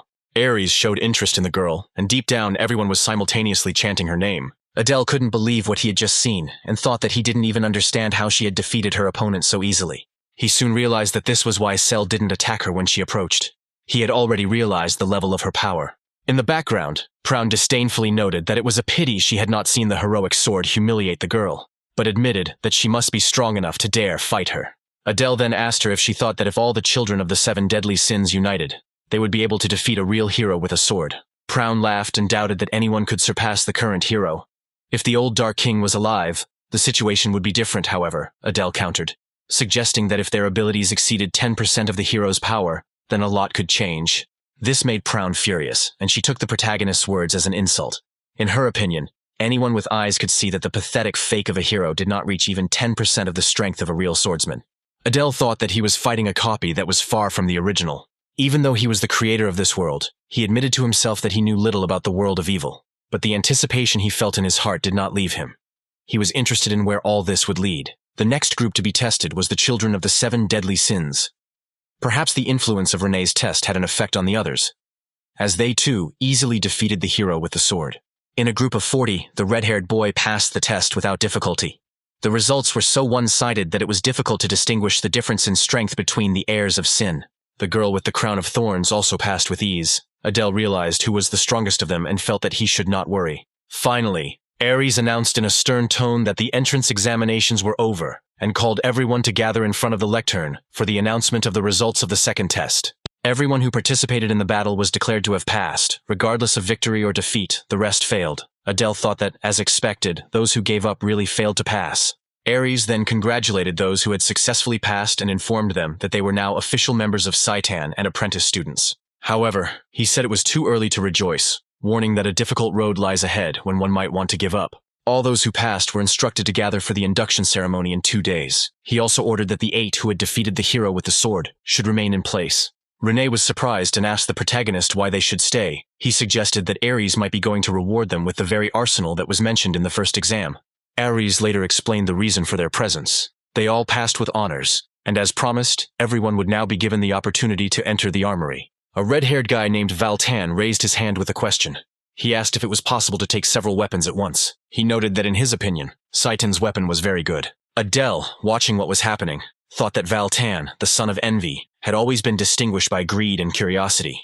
In his novel, this character played a prominent role. Ares replied that using multiple weapons would make it difficult to concentrate, so only one would be allowed. He also added that due to lack of time, he would not answer additional questions, and invited everyone to follow him to the arsenal. Ares then walked up to the relief on the wall and touched it.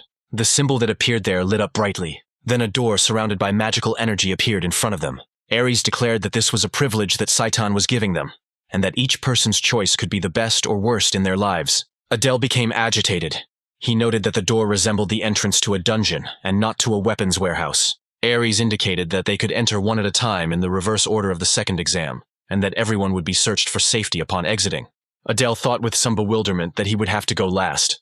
Ares seemed to do everything as he pleased. Then the red-haired guy, full of enthusiasm, declared that he would be the first to enter. The young man said goodbye, promising to take the best item, which irritated Ares.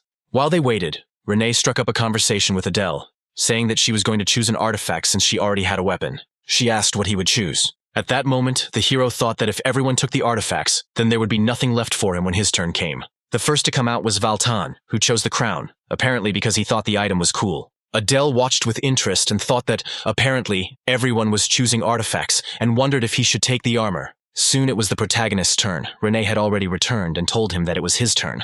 Adele looked closely at Renee's item, the bracelet, and asked what its abilities were. The girl just smiled, saying that he would find out everything inside himself. However, she added that not all items have descriptions. This alerted the protagonist. He thought that the lack of a description did not mean that the item was useless. Rather, such things must have a special power. As he approached the entrance, Adele heard Ares announce him as the last one. Noticing the hesitation on the young man's face, Ares teased him with a challenging look, urging him to speak if he had something to say. Adele thought Ares's face seemed to be telling him to keep quiet, but he still asked what the lack of a description on the object meant. Ares replied seriously that this meant that the subject had not yet been fully studied. Adele, becoming even more interested, asked if no one knew who the item belonged to and what its ability was. Ares confirmed this and warned that if he was lucky, he would receive an item with incredible powers, and if not, a curse that would weigh on him for the rest of his life. This made the protagonist nervous, but there was no more time, and Ares told him to hurry. Then the hero thought that everything depended on whether it was good to go last or not. Adele walked inside, full of excitement, and was surprised to find the room well lit and neatly tidied. He hoped that nothing unexpected would attack him. In the distance, he noticed a bright light and headed towards it. Soon he found himself in a room full of artifacts in glass cases. However, his attention was drawn to the huge sword. Just looking at it, a crazy energy emanated, which seemed almost madness. He then became interested in a spear that looked unusual. The description said that it was a twin spear that the nameless wanderer used to hunt snakes. According to legend, the spear was inhabited by vengeful snake spirits, which, when filled with a certain amount of mana, could take the form of 2 snakes. Adele thought the description sounded pompous, but the spear's abilities didn't seem particularly outstanding, and he already had his own dagger with him, so he had no need for the weapon. He moved on to the next item, the starlight crystal, which was a ball filled with starlight. As he learned, this crystal was once used by a skilled astrologer with a small supply of mana, and with the help of starlight, he could illuminate the surrounding space. However, Adele noted to himself that such an item was not suitable for him. Since he owned the element of darkness, the crystal could serve as a torch, but he decided to abandon it. Suddenly, his attention was drawn to an empty case. He wondered why there was an empty container in that place, and wondered what kind of object could be stored there. Then the hero's gaze fell on another object, the great diadem of the winner, which, according to the description, granted its owner exceptional abilities to restore strength and endurance throughout life. Adele snorted in irritation, remembering that this was the very diadem that Valtan, that greedy bastard, had used. In his novel, he had already removed the objects associated with it, and did not expect to find them here. This meant that the best artifacts had already been taken. He continued to look through the rest of the things, calling their names out loud. There was the Python Bond, the Demon General's flag, and the fallen nobility's regalia. All these mediocre artifacts caused the main character a headache. Apparently, the 7 deadly sins had taken away everything that was most valuable, so he didn't know what to do now.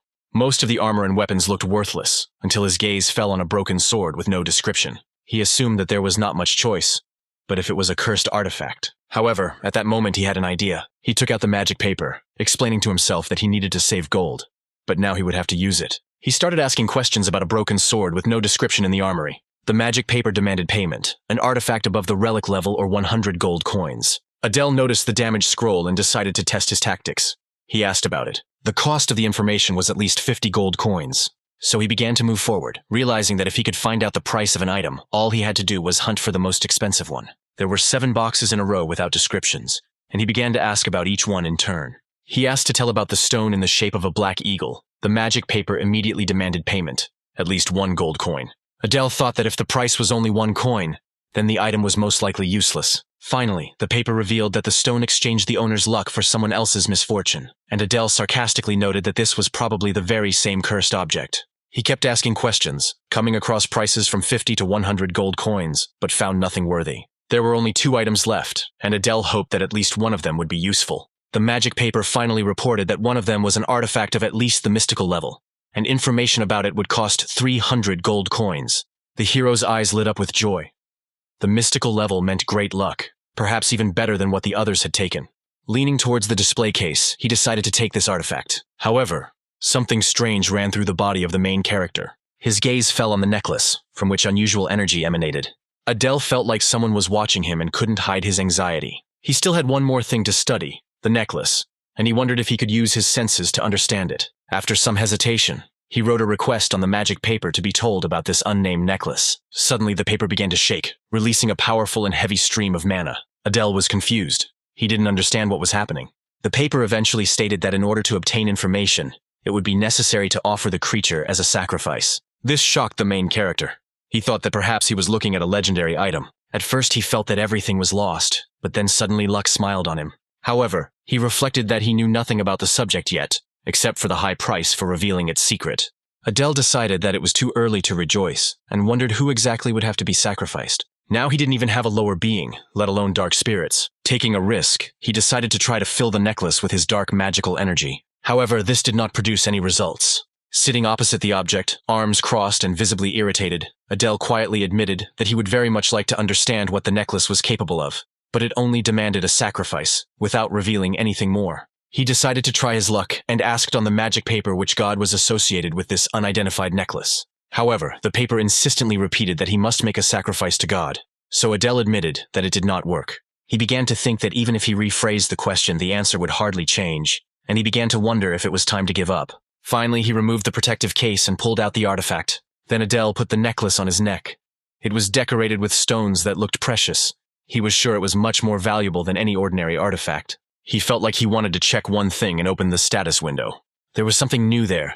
3 question marks near the eye of arrogance. But there was no specific information. Adele thought that it was unlikely that anyone else would be interested in this subject, so he had time to figure it out himself. After some time, he left the armory, and Aries, showing curiosity, asked what kind of necklace it was. The young man explained that it was one of the items without a description, which surprised the mentor. Then Aries noted that Adele had chosen the artifact without knowing its functions or name, and asked if he knew anything about it. However, Adele, relying only on luck, replied that he knew nothing. Aries looked at him suspiciously, not believing his words. However, he eventually backed down and stated that he trusted him as Saitan's teacher. He then addressed everyone present with a call to take good care of the selected artifacts, because in difficult times they can become a salvation. Adele watched the group and realized that most of those present, except for him, would probably one day lead part of the underworld and receive large investments and support. He could only hope that he, too, could achieve such success. At that moment, the door to the armory began to gradually disappear, and Aries' voice in the background announced that they would meet again at the welcoming ceremony. Adele approached Renee and suggested going to their dorm. This time, unlike the previous time, the girl answered firmly and confidently. But before Adele could leave, a red-haired guy approached him, calling him the leader of Group 33. He placed his hand on the protagonist's shoulder in a friendly and cheerful gesture, and apologized for being rude at their first meeting, which caught the protagonist off guard. He didn't understand why Valtan suddenly spoke to him. The red-haired guy first introduced himself formally and extended his hand. He noted that the main character's fighting style made a big impression on him. Adele, feeling no malice, responded with the same gesture. Inside, he thought that this behavior was unexpected, but pleasant. After all, the initiative came from this guy. But something seemed strange to him. He looked at his hand and noticed that the red-haired man was squeezing it with an abnormal, almost suffocating force. In his thoughts, Adele cursed this bastard, not understanding what kind of game was going on in his opponent's head. The protagonist's gaze fell on the red-haired man's furious eyes, and he remembered that Valtan was a man who was indifferent to the weak. He was only interested in the strong, driven by envy and greed. Previously, he almost destroyed the main character in the human world. But after seeing his potential, he took pity on him and promised a rematch. In general, Valtan was a real madman, obsessed with fighting. While the redhead continued to press on his hand, he teased the hero, and Adele tried to move away, explaining that everything was fine. But deep down, he wondered why Valtan came to him first. To escape, Adele used his teleportation ability. He was behind the boy in an instant, aiming at the sword he carried on his back. The sword's owner was clearly surprised, but Adele firmly suggested stopping the battle, explaining that the test was already over and everyone was tired. The main character's hand was shaking. Valtan's strength seemed simply incredible. Then the red-haired man began to laugh like a madman and admitted that he did not expect such a turn of events. His gaze was wild. He declared that he would become stronger and offered to fight now and here until one of them was destroyed. Adele thought he was dealing with a real psycho. The guy tried to take control of the situation, claiming that he was not going to fight at the moment. Suddenly, a scream was heard from afar. Renee demanded that Valtan stop. She looked just as fierce as the red-haired guy. The girl pulled the sword from her back and declared that if he wanted to fight her bodyguard, then he would have to fight her too. Her furious gaze made Valtan cool down and take a step back. He admitted that while he enjoys fighting, facing two at once is too much and he doesn't want to get injured before his studies even begin. He promised that they would have many opportunities to fight in the future and said goodbye to Adele. Meanwhile, he thought about how Valtan had said he didn't want injuries, but just a minute ago he had tried to finish him off. He was a complete psychopath, and when he met him face to face, Adele still couldn't understand what was driving him.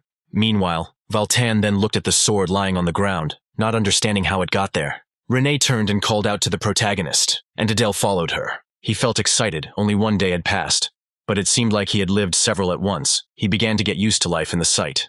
The next day, the hero was at the hotel. While there, Adele felt relaxed. As he watched the sun rise, he reflected that perhaps because of everything that had happened yesterday, he felt unusually fresh and invigorated today.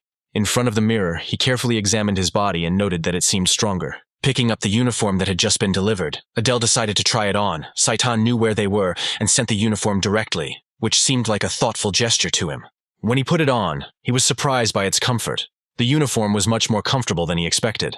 This was good news, since the academy had warned that the uniform would only be allowed for 3 years of study, but it was very practical. Adele became interested and remembered that he had given the uniform to Renee as well.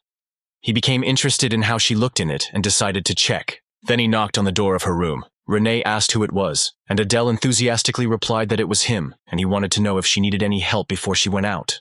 The girl opened the door slightly, and a thin beam of light illuminated the main character's face. Renee invited him in. She was already in uniform, but was clearly embarrassed. Adele looked at her for a long time and said that she looked beautiful. Then Renee blushed from head to toe. Then, without looking up at the protagonist, she asked if he was going somewhere. He noticed that even her ears had turned pink. Her embarrassment was sincere and unexpectedly sweet. After this, Adele explained that today was a rare day off, and he planned to take a walk around the city. He wished Renee to rest and said goodbye, preparing to leave, but she asked to wait, continuing to shyly avoid looking at him.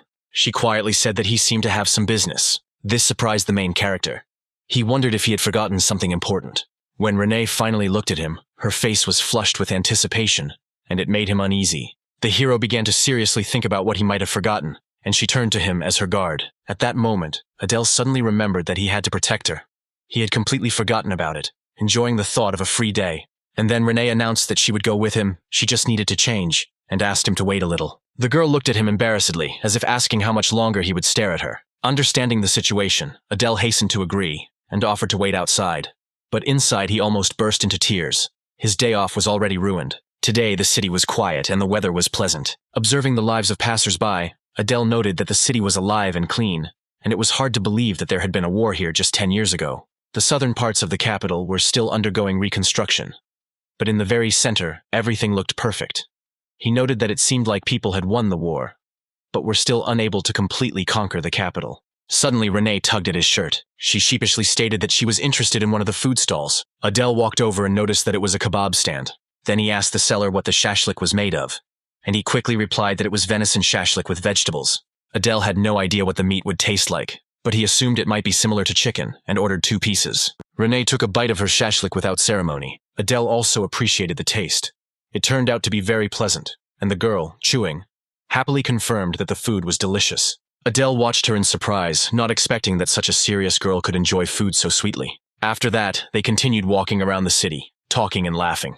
Adele happily noted that he hadn't had a real day off for a long time. He understood that this was most likely the last moment of free time before the storm of events. Soon they stopped in front of a huge stone statue with a sword lowered down. Adele thought for a moment and asked Renee with interest whose monument it was. The girl replied in bewilderment that it was the first Demon King, and could not believe that he did not know. Adele noticed that the statue reminded him of someone, and soon remembered that it looked very much like Diana. He noted that it was rare to see the face of the first Demon King so close, and decided to take a closer look at the statue. Suddenly, the statue's eyes glowed a deep blue, and Adele couldn't understand what it meant. His gaze fell on the necklace he wore around his neck. It also began to glow. Then the hero took the artifact in his hands, trying to understand why it was glowing. A powerful energy came out of the statue and rushed straight towards the necklace. This wave continued for some time but then died down. The object changed. One of the stones on the chain turned gray. Adele did not understand what was happening. Meanwhile, Renee called him, noticing that he was acting strangely, and took off the artifact. She asked what he was doing and why he suddenly started staring like that. Adele was puzzled and began to doubt whether he had imagined it. But no. He really saw the light coming from the statue. With conviction, he looked at it again, and noted that the color of the necklace had also changed. He then looked at Renee, still holding the artifact in his hands, but she didn't understand his actions. In his mind, Adele admitted to himself that he was the only one who saw it. Before this, he had only received vague answers from paper, seemingly from an entity. But now he had discovered something important in the most unexpected place. This necklace is clearly connected to the first Demon King, and if he explores everything connected to it, he is sure to find something. A tired Renee called out to him, asking him to come back, and Adele quickly agreed, still holding the necklace, his head filled with thousands of thoughts, very interested in the true nature of this artifact. The next day, after the day off, Adele and Renee went to Saitan. Adele was excited, and they arrived at the academy together. He told the young woman that it was time to go. The welcoming ceremony would begin soon. They headed to the auditorium, where the director and teachers were already waiting. As well as about 100 new students, Adele noted to himself that this was a normal entrance ceremony. Some students whispered, not believing that their principal was still a child, while others called him a monster whose presence already overwhelmed everyone. But for some cadets, the principal remained very sweet. Adele chuckled skeptically to himself. noting that cute wasn't the right word, since the girl was covered in tattoos and looked like a child. However, something was bothering him. He looked closely into the director's eyes and felt a slight anxiety. At that moment, she unexpectedly met his gaze, surprising everyone present. Adele thought to himself, trying to hide his embarrassment. He realized that she could read minds. The girl was clearly angry as she looked at the main character. With a shout from Instructor Aries, the ceremony began. Adele noticed that the ceremony was quite ordinary. The director's speech ended quickly, and the atmosphere in the hall calmed down. The teacher with lightning on her eye announced that everyone must follow the rules of Saitan, and now the oath of the best cadets will take place, the winner and his deputy. Everyone turned their attention to the stage. Adele mentally noted that, as expected, these two took first place. But Renee looked indifferent, but he understood her. For her, the main thing was revenge for the destruction of her mother, and not competition. As for the main character himself, he decided to focus exclusively on his tasks, no matter what. Suddenly, something strange caught the protagonist's attention. It was Valtan, standing next to him and looking at him with a greedy gaze. He pointed his finger at him strangely, causing the main character to feel uneasy. He thought with irritation that this guy was pestering him again, and decided not to react, to remain calm and ignore. Sighing, he felt defeated. At this moment, Diana came to the microphone. She was a young woman with a crown on her head, whose appearance aroused the admiration of all the cadets. Adele thought that as befitting the daughter of the Demon King, blessed by the gods, she had taken the position of the top student. With such a reputation, there were few who could become an obstacle to her. Diana solemnly took the oath, promising to revive the Dark Kingdom, and the tension in the audience grew noticeably. Adele noticed that with the echo of her words, the atmosphere in the room changed. You could feel the anger of those who had lost their homes and families because of people. He touched his neck, which was covered with a mark. If someone found out that he was from the Asen clan, the consequences could be terrible. At worst, he will be tortured for eternity. Thus ended the entrance ceremony to Saitan. Aries wasted no time in announcing that the cadets should check the class assignment board and head to their rooms. At the same moment, Adele and Renee headed to the board. Many students were already looking for their names there. Adele found himself in Class A and Renee in Class C. This separation made him emotional, and he could not hold back his tears. He turned to Renee, noting that they were now in different classes. But she, noticing the expression on his face, angrily demanded that he remove the smile and sternly reminded him that he was still her guard and had to appear when she called. Adele just agreed and thought that he could finally relax a little. However, he accidentally collided with the shoulder of a young guy. He stopped abruptly and looked the hero straight in the face. He turned around with fury in his eyes and asked if this Cerberus-like bastard really wanted to die. Adele immediately recognized this young man. It was Samuel, the son of Varus from the Gluttony family. He was known for his strength among the 7 deadly sins. Adele thought irritably that it was not worth getting into a fight over an accidental collision. He quickly apologized and bowed to avoid trouble. Samuel replied with irritation that today was just Adele's lucky day, since it was the first day of school. Thinking about this, Adele noted that children from the families of the 7 deadly sins were always so aggressive. He wondered if Valtan was also in Class A. Meanwhile, a meeting was taking place at the academy between Director Lucian and the teachers. Someone slammed the table hard and became indignant, blaming others for refusing to believe him. Aries, remaining calm, tried to explain the situation, but the other teacher, not hiding her anger, insisted that she was now also Saitan's teacher. Meanwhile, Aries remained calm. Although his inner turmoil was obvious, he explained that this child was too dangerous, and he said this based on his own experience. But Teacher Idea strongly objected, claiming that Adele was already assigned to her. She was the teacher of Class A. Lucian, tired of arguing, asked Idea to calm down. She sat down in annoyance and muttered about how unfair everything was and how she always got the hardest jobs. Then Lucian firmly asked Aries why he needed to change the class he was responsible for. Aries explained that he intended to personally observe Cadet Adele, as he had encountered many such on the battlefield. In his opinion, this guy was born to kill and could turn his weapon against his own allies at any moment. He must be contained immediately. The teacher with glasses expressed doubt that Aries was exaggerating, just because Adele was a half-demon.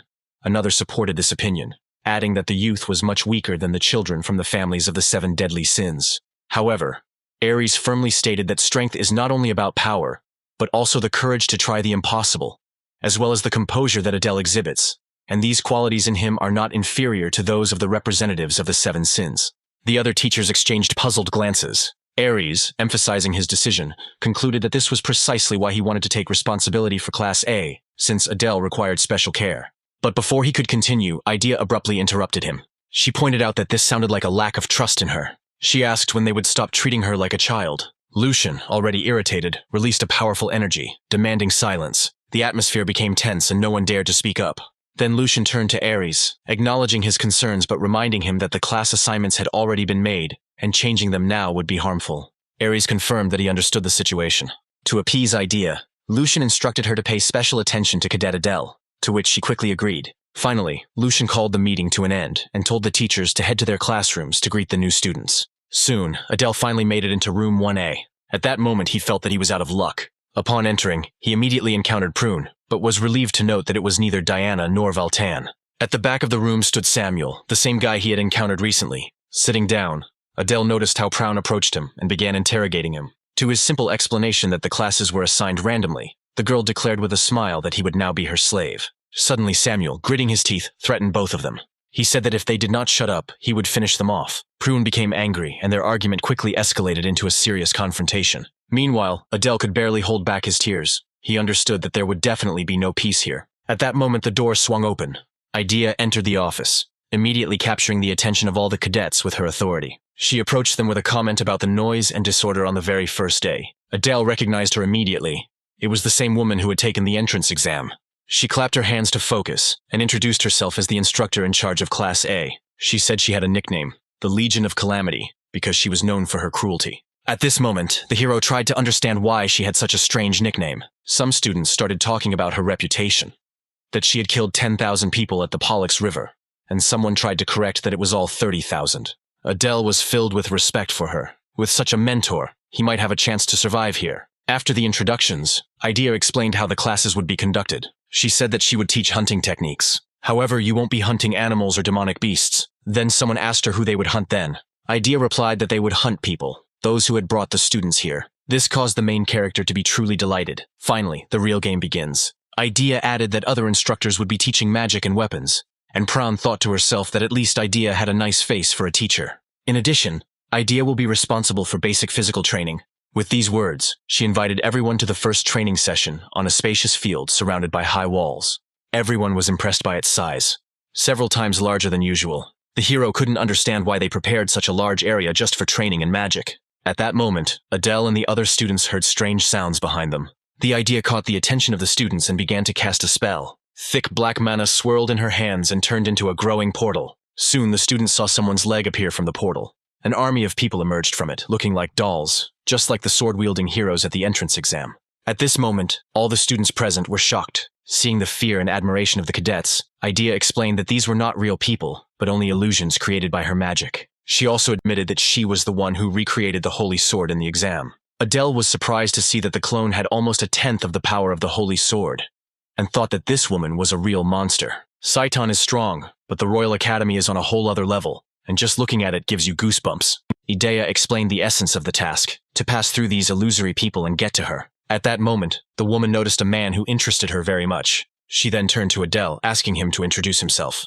Then, learning his name, she offered with a grim smile to try to destroy the illusions in the same way he did with the Holy Sword. A frightening glow enveloped her face, and she watched Adele with hungry eyes. Adele thought that after Ari's attention, he now also received Idea's interest. He asked out loud, surprising even his colleague next to him, decisively, if this meant he would have to fight not with her directly. The Idea has revealed its strategy.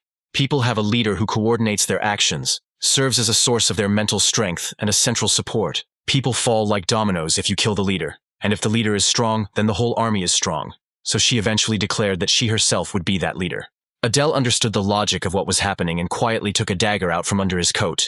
He was thinking about Sun Tzu's military art, according to which the enemy must be defeated by capturing his leader. He was sure that subduing the leader among this entire army of human soldiers would be much easier than it seemed. In the midst of the crowd of soldiers, Idea mockingly declared that it would be impossible to subdue her, and suggested that he would consider that test passed if he could touch her with his body or weapon. Taking a position among the soldiers, she loudly announced the beginning of the test. Without wasting any time, Adele activated his movement ability and instantly switched places with one of the soldiers behind Idea. With the precision of a marksman, he aimed the dagger at her throat. She realized what was happening too late. Adele came closer to her ear and mentally asked himself if he had passed the test. The thought flashed through his mind that there were several dozen meters between him and the instructor, but now this distance was no longer an obstacle for him. Previously, he could only move a few meters, and this progress was significant. But now he was able to break through to the enemy base without any problems. However, there was a problem. Idea's throat was protected by an invisible shield that prevented the blade from touching her skin. She merely smirked, pushing the protagonist's dagger away with one finger, and looking at him sideways, admitted that she now understood why she had been advised to be careful with him. Finally, she acknowledged his success, and ordered him to return to his place. Adele just nodded, and put the dagger back into his clothes, but questions continued to spin in his head about whether it was distrust or curiosity, and what exactly in him caused such a reaction, whether they had revealed his true nature. Soon, Idea informed the other cadets that they had seen the protagonist's actions and that those who failed would be forced to take additional lessons. The next student charged straight into the barrier of human soldiers. Adele watched him closely. His basic skills were up to par, as expected from the creatures of the hidden world, but their opponents were ordinary people without magic, and this explained the success. The student was able to knock down only a few. He thought that if Idea directly controlled the soldiers, the test would be much more difficult. The next student was quickly surrounded and immobilized with spears, leaving him unable to resist. The hero thought with concern that this must be very painful. Then one of the students, overcome with excitement, tried to jump over the rows of people. However, he was immediately literally showered with a hail of arrows. After that, he fell to the ground with a bunch of arrows sticking out of his body. Adele noted that the ability to move positions seems powerful, and is what could take him to the top of the class. Next, Idea called Samuel. He appeared with dignity and ordered Adele to give way. The protagonist complied, but kept his eyes on his colleague, determined to see how Samuel's level matched his arrogance. Then Samuel enveloped his body in powerful green mana. Meanwhile, the hero watched him closely. Samuel concentrated, standing in one place, his aura making strange sounds. Then his entire body was enveloped in a powerful hurricane of green energy. Idea announced the start of the test, and the field instantly found itself in a vortex of mana, the sky darkening. The rest of the cadets could barely stay on their feet as they watched the battle. Adele, covering his face with his hand, could not take his eyes off Samuel, who literally destroyed everyone in one moment. It was then that he understood the essence of magic. It was Samuel's unique ability of gluttony, which absorbed everything around it. There was silence, and Adele, still amazed, recognized this force as monstrous, and decided to yield first place to him for now. Samuel, in turn, looked at Idea in surprise. She just shook the dust from her face and waved her hand lightly. All this time she stood on her feet, barely moving from the spot. Adele thought that this was natural. No instructor would allow himself to be defeated by a cadet. Idea, still covered in dust, noted that Samuel had destroyed everyone except her, calling it impressive. She was briefly stunned, but quickly concluded that, unfortunately, he had failed. At this moment, Samuel's eyes widened in surprise. Then Idea snapped her fingers and the dust cleared. After that, the students saw hundreds of soldiers behind her. She explained that as long as the leader was alive, people would find replacements in their ranks, no matter how many were destroyed. Adele and the others were stunned. In such a short time, about 200 warriors appeared. After this, Idea dismissed all the illusionary soldiers, but noted that Samuel's magic was quite powerful for a beginner. Samuel clenched his fists in irritation and silently returned to his seat, blazing with anger. As he passed the protagonist, he cast a piercing glance at him, which only worsened the protagonist's mood. However, the hero remained standing in his place, motionless. This made Samuel even more angry, who was already incredibly upset about the defeat. He growled loudly as he passed the hero, but he only grinned slyly. Adele understood the reason for the young man's defeat, and thought that his overconfidence had played a cruel joke on him. If Samuel had focused on the main goal as much as he did, he would have passed the test without any problems. At that moment, someone from the crowd loudly declared that it was his turn. At that moment, Proun appeared in the middle of the training ground. The candidates whispered, calling her the daughter of one of the 7 deadly sins. Everyone was waiting with interest to see what strategy this woman would choose. Proun glanced at the soldiers and noted with disdain that the pathetic minions would not be able to stop her. However, she soon began to sweat from fear. At that moment, the students in the back rows sensed that something was wrong. In a panic, she internally searched for a way out of the situation, while Adele simply watched. As one might expect, Prune, the daughter of the sin of lust, did not engage in direct combat. Instead, she controlled her minions, like a queen her swarm of bees. He remembered his battle with the sword hero. Without her henchmen, she was powerless. Meanwhile, Proun was shaking, covered in sweat and panicked, but she had to act. Then her face softened and an idea came to her. She turned to Adele with tears in her eyes. The girl, crying, called him a slave and ordered him to help her. But Adele froze in a stupor, not understanding what the crazy girl wanted from him. Everyone around him whispered in amazement, calling him a slave, since that was the word that came from Proun's lips. The hero himself was stunned, looking at her with distrust and trying to understand how she could say that in front of everyone. But desperate, she simply screamed for him to hurry and help. Idea, indifferent to the chaos that was happening, coldly raised her finger and ordered her soldiers to attack the girl. Then a detachment of warriors moved towards Proun, ready to conquer her without mercy. She didn't have a second to react. She was thrown to the ground, and several soldiers began to trample her at the same time. while Adele watched from behind with a surprised expression on his face. Things weren't going as he expected, and suddenly a thought flashed through his mind about whether it could be that she couldn't cast spells on herself, but he quickly discarded the idea. Meanwhile, Proun was desperately screaming for help, but Adele looked away, becoming interested in something else. A green light was coming from somewhere. He turned his head and saw a girl with pink hair. She was standing next to one of the cadets who was injured in the fight with the teacher and her soldiers. The girl gently touched the young man's injured knee. He was sincerely grateful and thanked her, but she only smiled at him and said that gratitude was not required. To his amazement, the guy's knee was completely restored before the protagonist's eyes. Adel was shocked. It couldn't be healing magic in the demonic world. His surprise was justified, because he knew that such power was only available to people. This meant only one thing. That girl was also a half-breed. Adele felt euphoric. He thought that he was in the same class with someone who had a rare gift of healing. He didn't remember the girl's name, but he was determined to find a way to get closer to her. For him, it was like discovering a hidden treasure. But his thoughts were interrupted by someone calling out to him. Idea called him, informing him that Cadet Proun had asked for help earlier. Now that the test was over, it would be good to help her get up and walk. Although Adele didn't want to lose sight of the pink-haired girl, he had no choice. He had to help Proun first. After a few minutes, Adele poked Proun in the forehead. He simply ordered her to stand up, since the test was over. However, Proun continued to tremble on the floor, wounded and depressed. A few seconds later, she burst into tears, feeling ashamed of her defeat in front of Adele. But the hero was indifferent to her tears. Soon she got angry and attacked the main character with screams, trying to protect her wounded sense of pride. She told him not to pretend he didn't realize how useless he was, and Adele chuckled and sarcastically noted that he had seen her look weaker than a slave. At this point, Idea clapped her hands, interrupting the tense scene, and announced that it was time to clean up the area. She gathered everyone around and noted that although expectations were different, the results were in line with predictions. However, she praised the class for the first lesson, emphasizing the importance of going through such situations to understand where everyone really is. Samuel snorted in obvious irritation, but Teacher Idea continued her speech. She reminded that it is important to know your limits in order to support each other and work together in battle. Adele thought about what was said. In the Imperial School of People, students are divided according to their abilities, but here in Saitan, the distribution is random, so team synergy is very important.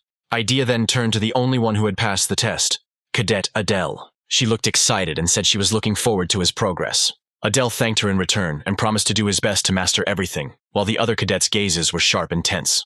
At the end of the lesson, Idea ordered everyone to return to their rooms for the next lesson, and Adele couldn't help but wonder, looking at the instructor, whether this was a compliment. Meanwhile, behind the main character, Samuel looked at him with fire in his eyes. The hero felt a threatening mood coming from the young man and barely contained his anxiety. He also thought that Proun was also always looking for a reason to fight.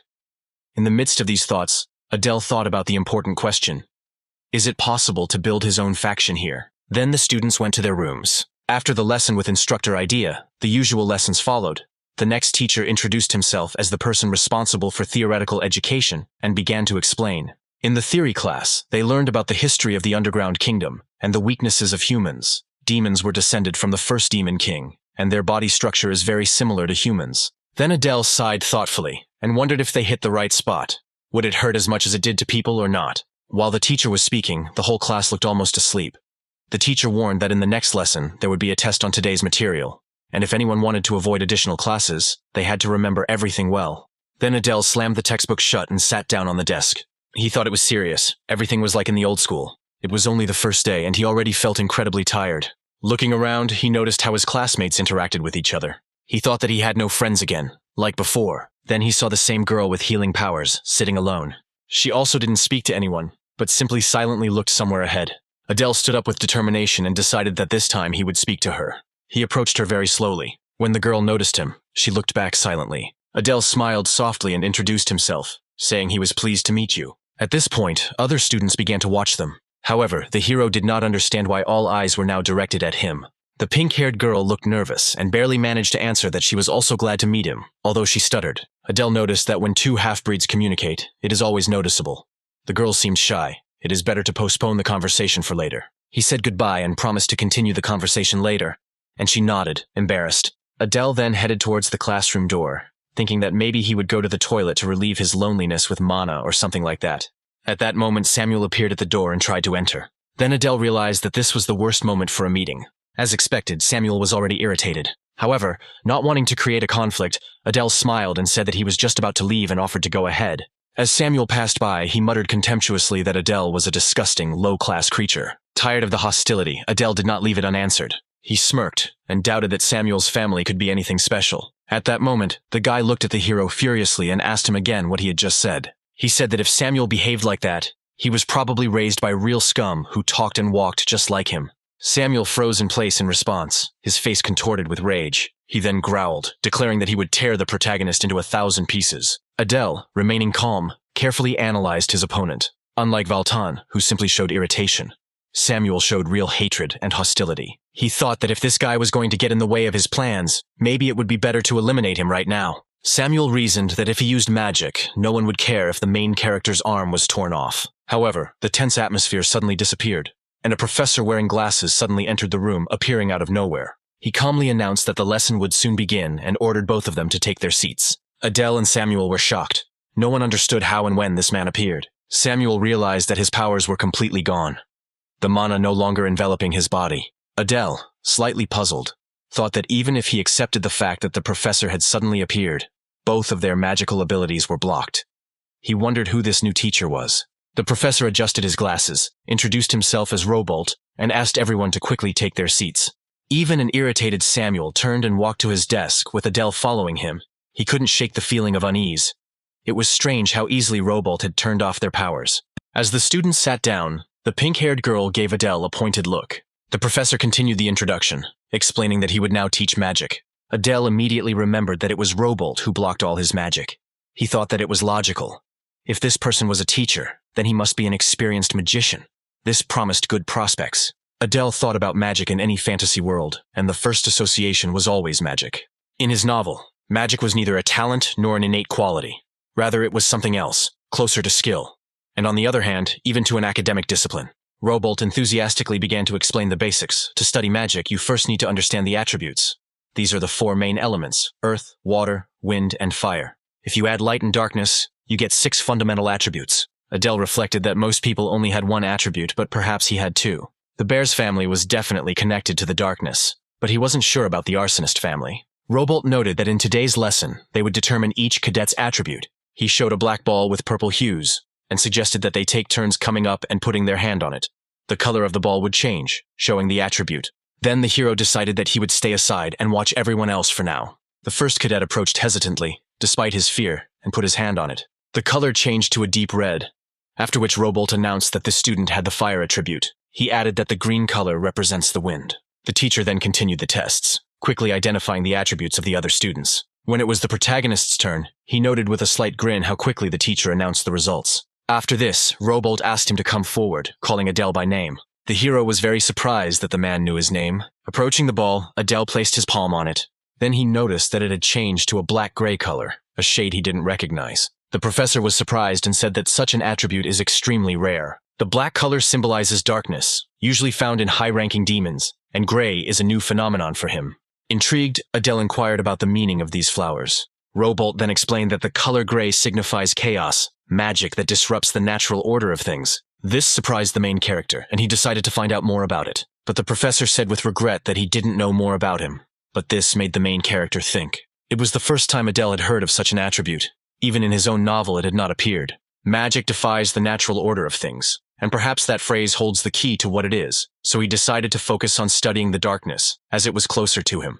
The weather outside was pleasant that day. However, Adele was restless, thinking about chaos magic. Suddenly, someone quietly crept up from behind. He quickly turned around to see Prune, surprised to be noticed. She asked how he figured out her stealth technique, but Adele didn't understand anything. Then Prune pulled herself together and got straight to the point. She asked what he was thinking, provoking Samuel. The hero asked her what she meant, but the girl asked him not to play dumb. Adele confidently replied that he simply could not come to terms with the fact that he was being offended. Prune was surprised, not believing her ears, and tried to explain that this was more serious than it seemed. She seriously stated that the hero had insulted Samuel's family. But Adele was not worried, believing that outside forces could not penetrate into Saitan anyway, and therefore nothing terrible would happen.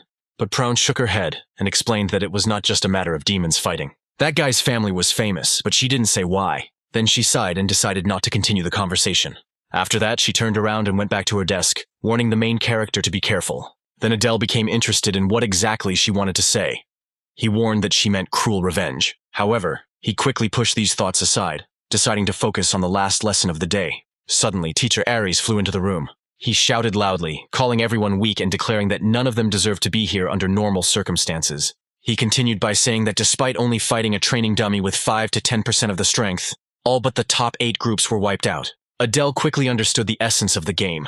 Aries immediately began to hurt their pride from the very first lesson, clearly provoking. He stated that he would now be personally responsible for their fencing training, so that even if one of them was eliminated from the competition, he could at least take the enemy's hand with him.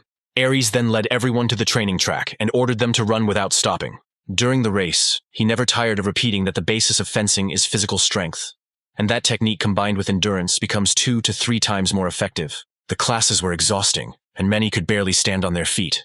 Adele almost fell from fatigue and thought that he would just collapse. He was even surprised when he noticed that they had already run at least 50 laps. Suddenly, Aries called out 2 cadets, Proun and Samuel, and accused them of using mana while running. Both cadets, bent over with fatigue, apologized, but the punishment was severe. They had to start all over again. Almost in tears, Proun and Samuel returned to the start. Adele found the whole situation funny and annoying. He thought that these rich cadets were always trying to cheat. Finally, the training ended, and Aries ordered everyone to stop. He praised the cadets for their efforts and announced that those who managed to run 50 laps could go to their dorms. Everyone lined up in a row except Proun and Samuel, who were left lying on the ground, exhausted and completely wrung out. Aries sternly warned that those who did not make it would be forced to take additional classes. Adele looked at the 2 tired-to-death guys and thought that today had been a very difficult day, and that it was time to go to the dorm. After classes, Adele, still tired, walked through the academy, dreaming of getting inside and relaxing. Now he was trying to find the entrance to the boys' dormitory. At that moment, someone suddenly touched his shoulder. Frightened, he recoiled. However, when Adele turned around, he saw Renee in front of him. She looked depressed. Her gaze was tense. He was even more surprised why she was even here. Despite the slight awkwardness, he asked if she was heading to the dorm. Renee nodded, not really keeping up the conversation. Wanting to start a conversation, Adele asked how her first day of school went. While he was trying to figure out Renee's mood, 2 girls nearby were whispering, casting glances at them. Adele cautiously wondered if someone had offended her in class, since it seemed as if some unpleasantness or misunderstanding had occurred. Renee responded without hesitation that he was not prepared enough, which confused the protagonist. She then explained that his workouts were too weak and suggested that they do a warm-up together, asking him to help. At this point, Adele turned pale, but despite his reluctance, he followed Renee, thinking to himself that she never got tired. Renee walked forward, looking around and reporting that there was a cadet training area nearby, and that there was still enough time to get there. Adele tried to show interest, although he thought to himself that this was not quite what he expected. Nevertheless, training with a descendant of one of the 7 deadly sins, although difficult, seemed useful. They quickly reached the school gym. Renee noted that the hall was quite spacious. Adele noticed several students working out hard and thought that there was a lot of equipment, and everyone was really pushing themselves, which should help improve their endurance. Then Renee pointed to the horizontal bar where the crowd had gathered and suggested that they start there. Adele took the initiative and asked if he could try first. He walked up to the bar, preparing for the exercise, and Renee suggested that the weight seemed heavy. But Adele assured her that he could handle it, because he had been training for many years, and it would not be difficult for him.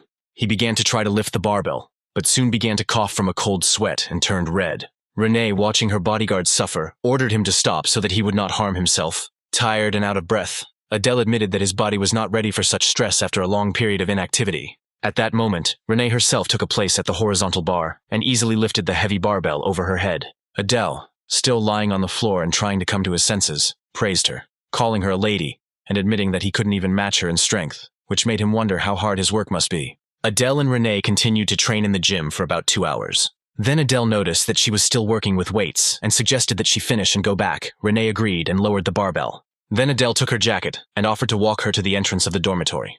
Renee took the jacket, and at that moment he thought, looking at her, that even without taking into account today, she had been training a lot lately. He became interested in his own condition and decided to check it out while she was changing. While Renee was getting dressed, Adele opened the status screen. He was still a half-breed with a penchant for chaos and a rare talent for changing positions.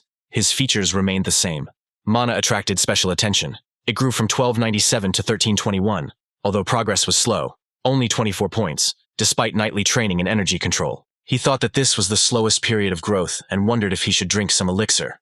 Finally, Renee finished changing and called the protagonist, who was immersed in analysis. He didn't answer right away, but when she asked what he was doing, he quickly waved it off, saying nothing, and suggested they go. They left the gym and walked across campus, and a few minutes later, Adele and Renee found themselves at the entrance to the girls' dorm. Adele said goodbye to her and wished her a good rest, and Renee responded in kind.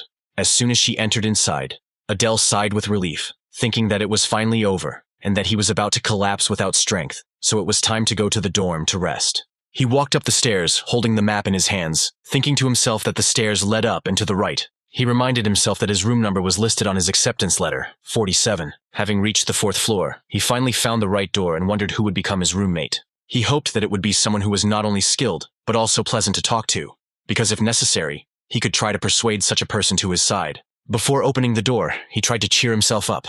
After all, a meeting with his first friend in the demon world was waiting for him ahead, and it seemed quite exciting. However, as soon as he opened the door, he found himself face to face with a young man sitting on the bed and sucking on a lollipop. They exchanged a glance that lasted for several long seconds. And, to his great regret, his neighbor turned out to be none other than Samuel, his main enemy at the academy. Both men were shocked. They were all surprised that this particular man turned out to be their roommate. Adele walked inside, sat down, and began to drum his fingers furiously on the table, thinking to himself that he was now in serious trouble. Samuel, angrily biting his lollipop, regretted that he would have to share the room with him. A tense look formed between them again, and anger flared on their faces. Samuel was indignant, calling the protagonist a dirty half-breed. In his mind, Adele was already wondering whether he should get rid of this unpleasant neighbor. Trying to stay calm, Adele took a deep breath. After that, he rose from his chair with a swing. Then Samuel suddenly jumped out of bed and asked if he wanted to start a fight now. To this, Adele calmly replied that he was not crazy and was not going to fight right there. He was just going to leave. Before leaving, Adele glanced at Samuel and wished him a pleasant rest. However, he only muttered that he was terribly unlucky. Adele, irritated and upset, walked around the garden, thinking that when he hoped to relax, this unpleasant guy became his neighbor. He decided to take a little walk and return when he was already asleep. It seemed strange to him that Samuel, not being a child of anger, behaved so hot-temperedly. Then Adele remembered that Samuel was a child of gluttony, and wondered if he had something in common with his own chaotic temperament. While walking through the forest, Adele was thinking about the meaning of chaos. He hadn't thought about it deeply until Instructor Robolt mentioned the topic. He was trying to figure out what chaos was, if it was an attribute of mana. Then he decided that it was worth asking the information scroll. But he decided pretty quickly that if there was any information there, it would have been provided when the recorded skills were taught. Better not to waste the money. He sighed in annoyance, complaining to himself that it was so unpleasant not to know anything. He'd better find a place to practice his mana technique. At that moment he heard a rustling sound coming from the tree. Turning around, he noticed a bird and assumed it might be a sparrow. Looking more closely, he was surprised to see that there were birds in Saitan too, and he found it quite cute. The protagonist looked at the animal and thought that even in Saitan, despite the severity, there were still living creatures roaming around. He was about to return to the room, but noticed that the bird continued to look at him. When Adele turned away, her eyes turned red. Night had already fallen, and the windows of the academy were lit. Then the hero finally returned to the hostel. The hero quietly entered the room, and fortunately Samuel was already asleep. Adele collapsed onto the bed and took a deep breath. He was very tired and hoped to fall asleep quickly, but he still wanted to train his mana a little before going to bed. However, before he could begin, he immediately fell into a deep sleep with his mouth slightly open. Suddenly the boy's shadow loomed over the protagonist's sleeping body. Samuel stood next to his bed, watching him intently, his green eyes glowing brightly in the darkness of the room. He stood silently motionless for several minutes. Then he thought that even in his sleep, the protagonist's face looked irritating, and he had insulted his family. Despite his doubts, he felt he shouldn't be the first to apologize. Finally, Samuel turned and returned to his bed, tormented by his thoughts. He realized that he had too much on his mind to waste energy on such an insignificant rival. But then he remembered what happened in class, the main character's performance in front of Instructor Idea, his confident presence in the room. It made Samuel's heart clench. Sitting on the bed, he continued to look at the protagonist with anxiety. It was a pain that he had experienced before, but he did not understand why. Suddenly, his body began to tremble violently and he writhed in pain, breaking out in cold sweat, while a thick green aura enveloped his entire body. Inwardly, he fought not to go mad. Samuel thought that perhaps the rage of gluttony was beginning again. He felt unbearable hunger. It seemed as if his internal organs were drying out. He pressed his hands to his stomach and quietly complained that it was unbearable. Meanwhile, Adele turned on the bed and looked towards Samuel. He, clutching his stomach, mentally repeated how hungry he was, and how he would have to endure this smug face until the morning. He honestly admitted to himself that he would really like to hit the main character. So the night passed, and finally morning came at the academy. Adele woke up, rubbing his eyes and wondering what time it was, and whether it was already morning. He saw the sun shining brightly through the window, and noticed something unusual. As he approached the window, he saw a bird sitting on a nearby tree, and wondered if it was the same bird that had been there yesterday morning. He spent a few minutes thinking about the strict rules of Saitan, where any outside intrusions were forbidden, and wondered how a living bird that wasn't a cadet could possibly be here. He then opened the window, still thinking, and assumed that someone might be trying to spy on him. The name of Instructor Aries flashed through his mind, who seemed the most suspicious to him. After doing a quick scan with his mana, Adele confirmed that the bird was not an illusion. It was indeed a living creature. He extended his hand in the hope that he could tame the bird with food. Then he looked at Samuel's bed and noticed that it was already empty. He assumed that he had probably already gone to breakfast. Adele thought he should hurry so as not to miss breakfast, but at the same time he wondered where exactly the dining room was. Classes soon began, and Idea was the first to teach, greeting the students with her commanding and firm voice. Adele sat down at his desk, looking exhausted. He had gotten lost trying to find the cafeteria, had missed breakfast, and was now worried about whether he would be able to concentrate in class. Suddenly, everyone's attention in the room was drawn to Idea, who announced that she had an important announcement. She asked if everyone was present. This immediately aroused the interest of the protagonist. Then Idea announced that today, during the introductory lesson, the class monitor would be chosen. This statement surprised the main character and the other students. The choice of the class monitor seemed unexpected to them. One of the students raised his hand and asked how exactly the elections would be conducted. Idea initially planned to give the opportunity to vote among the candidates, but then changed her mind and she would appoint the class leader herself. At that moment, a barely noticeable purple smoke suddenly enveloped the room. It was Proun. The girl, clearly excited, jumped up, expressing confidence that the appointment would be correct. She believed that she would be the one chosen as the head girl. Adele mentally confirmed his suspicions. He also assumed that the head man would be a young man, as in the novel, and about Samuel he thought that because of his character, he would hardly be able to take this position. Proun, surrounded by a bright glow, declared that from now on they would teach the class together and that everyone must serve her as a queen. Watching the girl, Adele thought that perhaps Proun really did seem like the most suitable candidate. Although she didn't have the most outstanding intellect, she had charisma and support skills at a high level. The room filled with whispers. Someone said that Adele seemed capable enough, but one of the students disagreed, saying that a half-blood should not hold such a position. Someone from behind suggested Samuel's candidacy, but he was immediately told that he was too scary. Hearing his name, Adele involuntarily wondered if he was pleased to hear that he was being mentioned. But everyone was sure that the choice of the headman was obvious. Proun would be the headman. Then she turned to Idea with a call not to be shy and to announce the decision. However, to everyone's surprise, Idea explained that the class representative for Class A would not be Proun. The girl was stunned. She did not understand how this could happen. Then Idea announced that Us and Adele had been appointed headman. The main character was in shock, not understanding why him. All this seemed completely absurd to him. Then he looked at Idea with doubt, not understanding who and why appointed the half-breed as headman. Soon the teacher called the main character and asked him to make every effort as the leader of the class. Adele stood up and firmly made it clear that he could handle it. Then Idea continued that she needed to teach a couple more classes, after which she would go off to prepare for midterm exams, with the main focus going forward being on practical training. At this time, Samuel was clearly unhappy with what he heard. Idea said that training would take place in teams of 3, and everyone would need to form their groups by the end of the day. Adele thought that given that the training was taking place in Saitan, he would most likely have to deal with combat skills. They possibly assumed the destruction of people, since in battle, it is vitally important to be able to take lives. Before leaving, Idea noted that that was all that concerned the introductory lesson, but then she remembered Proun. She sternly warned her that if she treated her carelessly again, she would have to attend additional individual lessons. Proun was extremely stunned, and Adele smiled reservedly, thinking that Idea had put the girl in her place perfectly. As she left the class, Idea turned to Adele and asked him to present the list of teams at the last lesson, wishing everyone good luck. Adele thought about the formation of teams and where they would train. He wondered if they would use the dolls that Instructor Idea had created the day before. But if the training took place with their participation, there would be no point in assembling teams. At this moment, when the time had not yet come to attack the human world, the main task remained to form a strong team.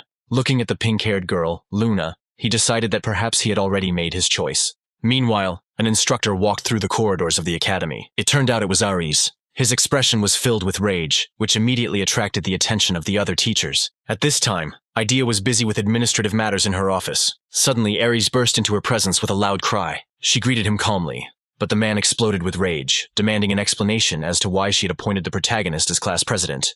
Idea remained unperturbed and merely noted that it was good to see this serious side of Aries again. But the man repeated his question, expressing dissatisfaction with the decision. Idea pointed out that the appointment had only taken place in the morning, and Aries was certainly aware of all the news from Saitan.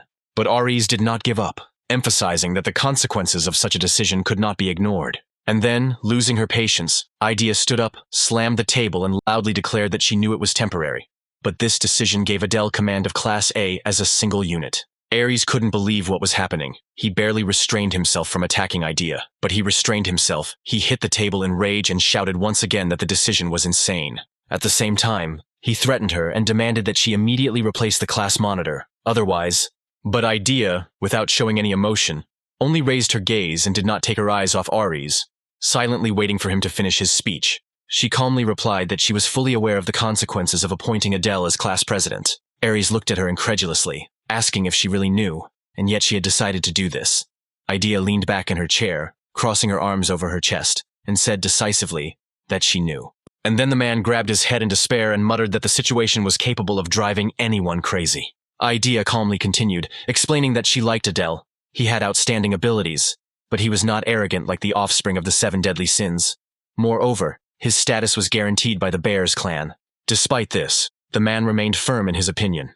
He insisted that having status did not make him trustworthy, and that the most dangerous sword was a blind sword, something that Idea should understand better than anyone. She sighed quietly, crossing her arms again.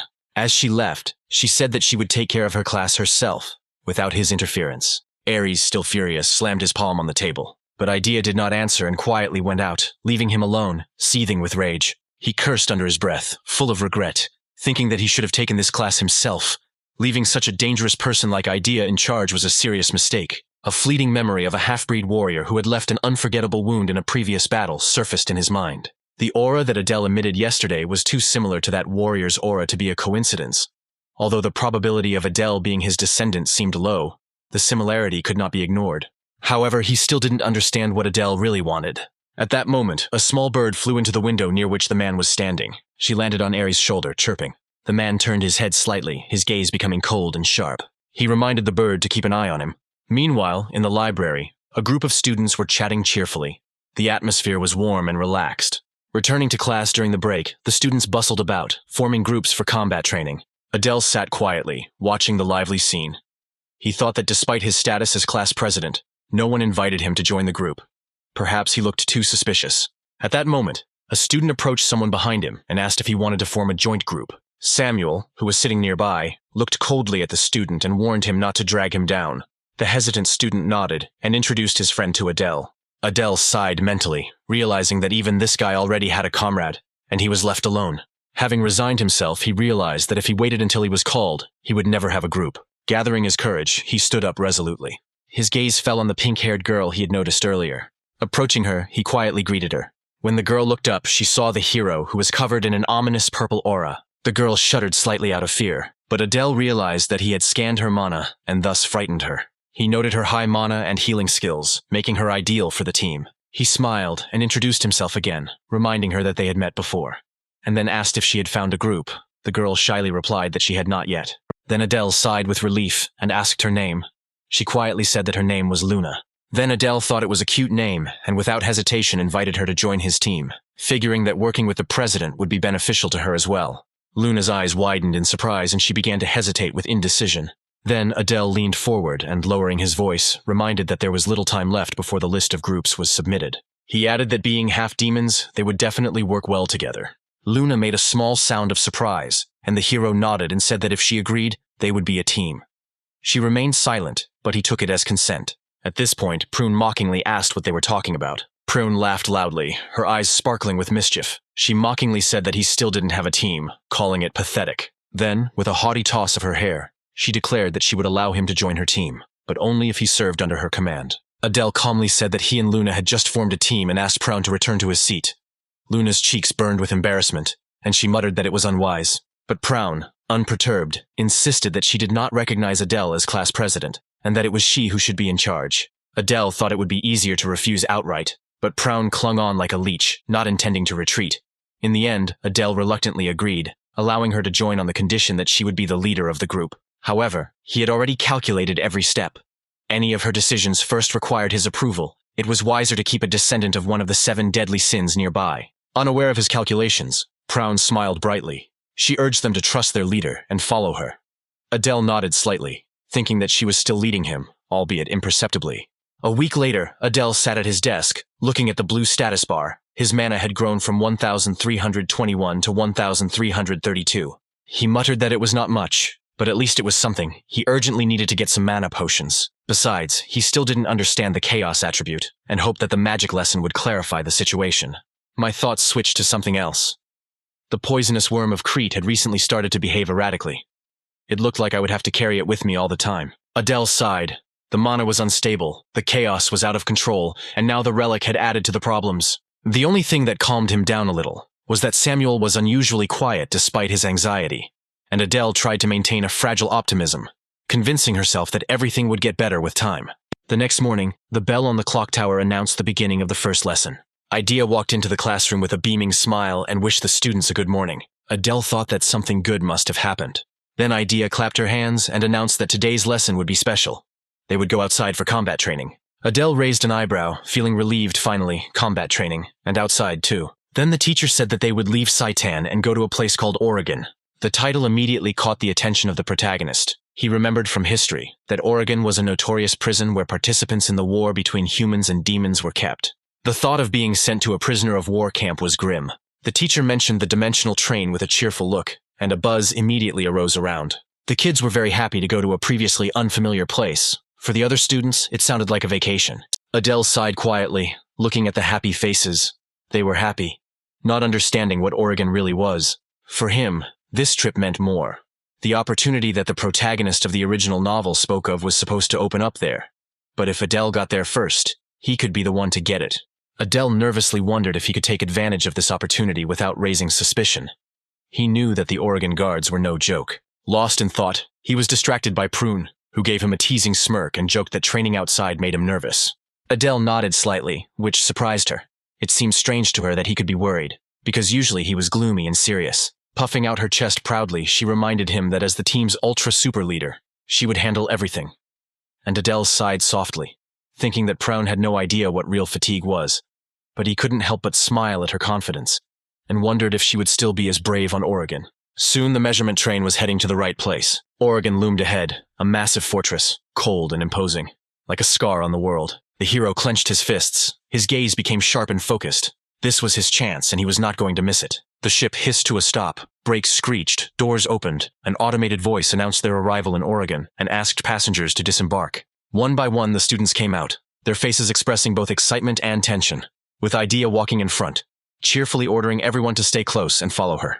Adele's gaze fell on the massive prison complex ahead. Oregon, the infamous prison of men. Even just standing there, he could feel the suffocating weight of the place. The two students in front looked at each other nervously and began whispering about how they could train in such a place. Idea confirmed with a smile that this was indeed their training ground, assuring them that there would be no fighting here. Adele chuckled to himself as he saw the woman enjoying their fear. Then prison guards approached the gates. One of them rudely asked if they were from Saitan. Then Idea held out the documents confirming the permit, while Adele looked at them, his gaze lingering on one man. His strength felt almost like that of an instructor. The senior warden nodded briefly, ordering them to follow him, and Idea gestured for the students to move on. The group passed through the iron gates, and the atmosphere became heavier with every step. Suddenly, cries of despair were heard from all sides. The prisoners begged to be released, trembling in fear of their fate. Some of the students broke out in a cold sweat, even Prune screamed in fear. A sharp metallic smell filled the air, and one boy coughed, covering his nose with his sleeve, muttering that it smelled like something was going to jump out and kill them. Then Samuel barked at him to move on and not interfere. And for the first time, Adele saw the student's real reaction, and it almost made him laugh. But Samuel remained unperturbed. Finally, Idea stopped and cheerfully announced that they had arrived. At this moment, all the students stopped and began to cover their faces from the bright light. Before them lay an open courtyard, surrounded by rows of cold, dreary cells. The hero realized that this was the true nature of Oregon. It was pure hell. After Idea's words, the students' gazes moved to the cameras. Inside were emaciated figures, human captives barely clinging to life. Idea smiled as if giving a tour and explained that these were the ones who dared to attack the demon kingdom. Each had killed at least one demon, and their victims included pregnant women and children. She paused, then leaned over and noticed that the students must be eager to learn what they were about to learn, when a bald, skinny man was dragged out into the open, shaking with fear. Idea walked towards him. Dark mana began to flow from her body. The prisoner trembled, but could not say anything. Before he could comprehend anything, Idea squeezed his jaw, whispering that it would all be over quickly. A small ball of mana formed on the tip of her finger, which she shoved into the man's mouth without hesitation. Luna turned pale, completely shocked, while Samuel's eyes flashed with delight. The next moment, the prisoner's head began to swell like a soap bubble. Then it exploded with a sickening pop, splattering everything around with blood and flesh. A few drops landed near Adele, and he instinctively recoiled. Ignoring the bloody scene, Idea turned to the students with a radiant smile and calmly explained that all they needed was to kill the man in their own way. It was quite simple. The students were horrified, some began to cough, others fought back vomiting. Adele wasn't surprised. Even after such a death, he felt only numbness, probably because he had completely merged with Adele's personality. He decided that no matter what this world was, his goal remained the same: to survive, rewrite its ending, and fulfill Adele's wish. Then Idea turned to him, saying that he was the class representative, and asked the hero to go first and set an example for everyone. Adele didn't lose his composure. He calmly walked up to the cell, opened the door, and with his usual ease pulled the dagger out of his pocket. The prisoner inside froze in bewilderment, caught off guard. Then Adele politely asked if he had any last words. He bared his teeth, spilling hatred and regretting only that he had not killed more demons, swearing that people would destroy them all. Before he could vomit any more venom, Adele quickly and accurately slit his throat, blood splattering onto the wall and his voice instantly silencing him. Then Adele smiled coldly, in a way that would have sent shivers down anyone's spine, and hearing his words made the killing even more enjoyable. He wiped the blade, put it in his pocket, and calmly asked if it was enough.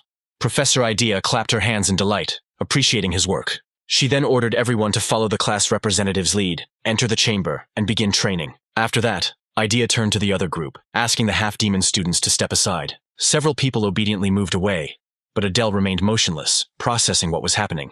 It turned out that besides him and Luna, there were other half-demons in the class. Luna looked bad. Her face was covered in sweat, her hands were shaking, and her eyes were darting around in panic. Meanwhile, the professor said that the cadets would have to kill the designated prisoners. She then led out a line of prisoners and forced them to kneel in front of the students. Then Adele realized that these prisoners were half-demons. She explained that these were the ones they would have to deal with, and told them to prove that they were not like these dirty traitors. The red-haired student opposite clenched his jaw and screamed, expressing hatred for the prisoners and declaring that they deserved to die. His rage erupted in a hail of punches and kicks, and he began to beat the prisoner, saying that he could not even imagine how much they suffered because of him. Thus, the training officially began. All the students were filled with hatred. They beat the prisoners half to death before granting them death. Samuel, eager to show off his power, summoned a magical creature. Dark energy burst out of his body, turning into a demonic face with fangs and fury. The prisoner before him froze in horror. Luna watched what was happening, and she wanted to run away more and more. She closed her eyes, trying to survive this nightmare. Adele watched the proceedings calmly, the sight of Samuel's wild grin, alarmingly close to ecstasy, unnerving him. He wondered why he enjoyed tearing people apart so much. His gaze slid to Luna, who looked extremely scared. She was completely broken. Adele realized that if Idea paid attention to her now, it would end badly. And indeed, Professor Idea, noticing Adele's worried look, stared at Luna with obvious disappointment. Meanwhile, Prune approached her and asked if using her abilities would be enough to pass. Idea smiled warmly and nodded. And then, without hesitation, Prune activated the magic, directing it at one of the prisoners. A soft pink glow enveloped the prisoner, completely rewriting his will. He then turned to his comrade and began to strangle him. The prisoner begged him to stop, but it was useless. Prune just watched silently as the man killed another. When the task was completed, she turned to Idea and asked if it was enough. Idea nodded in satisfaction, confirming that she had passed, and added that they should work on her soft heart later. Adele watched calmly from behind, thinking that while Prune had no shortage of hatred for humans, she was softer inside than she let on. Meanwhile, the training was coming to an end. Now, of those who had not completed the test, only Luna remained. The instructor looked at her, urging her to step forward and show who she was. At that moment, Adele realized that if she failed the test, she would be punished. And then Luna turned pale, almost losing consciousness. She screamed, begging to be allowed to leave. She realized with pain how pathetic she looked. Pathetic because of a man who didn't even deserve to be called her father. She came here to avenge her mother, whose life was shrouded in darkness. But now she found herself completely powerless. Helplessness and anger rose up within her, causing her fingers to dig into the ground. Then Adele quietly approached her, checking if everything was okay with her. Hearing his voice, Luna barely turned around. Then he promised to help with the training, and called the instructor to begin. At this moment, Luna stared at him with disbelief. Then Adele walked towards her, pulling a weapon out of his inside pocket.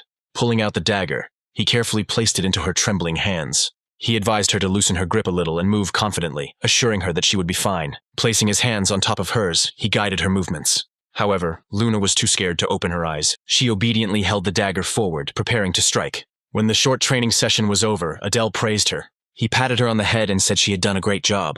Despite his calm voice, sweat was pouring down his face. He knew this could have gone badly. For a half-demon incapable of harming a human, the consequences would be severe. At best, exile. At worst, much worse. Idea, however, did not lose sight of Luna's behavior, even with Adele's help.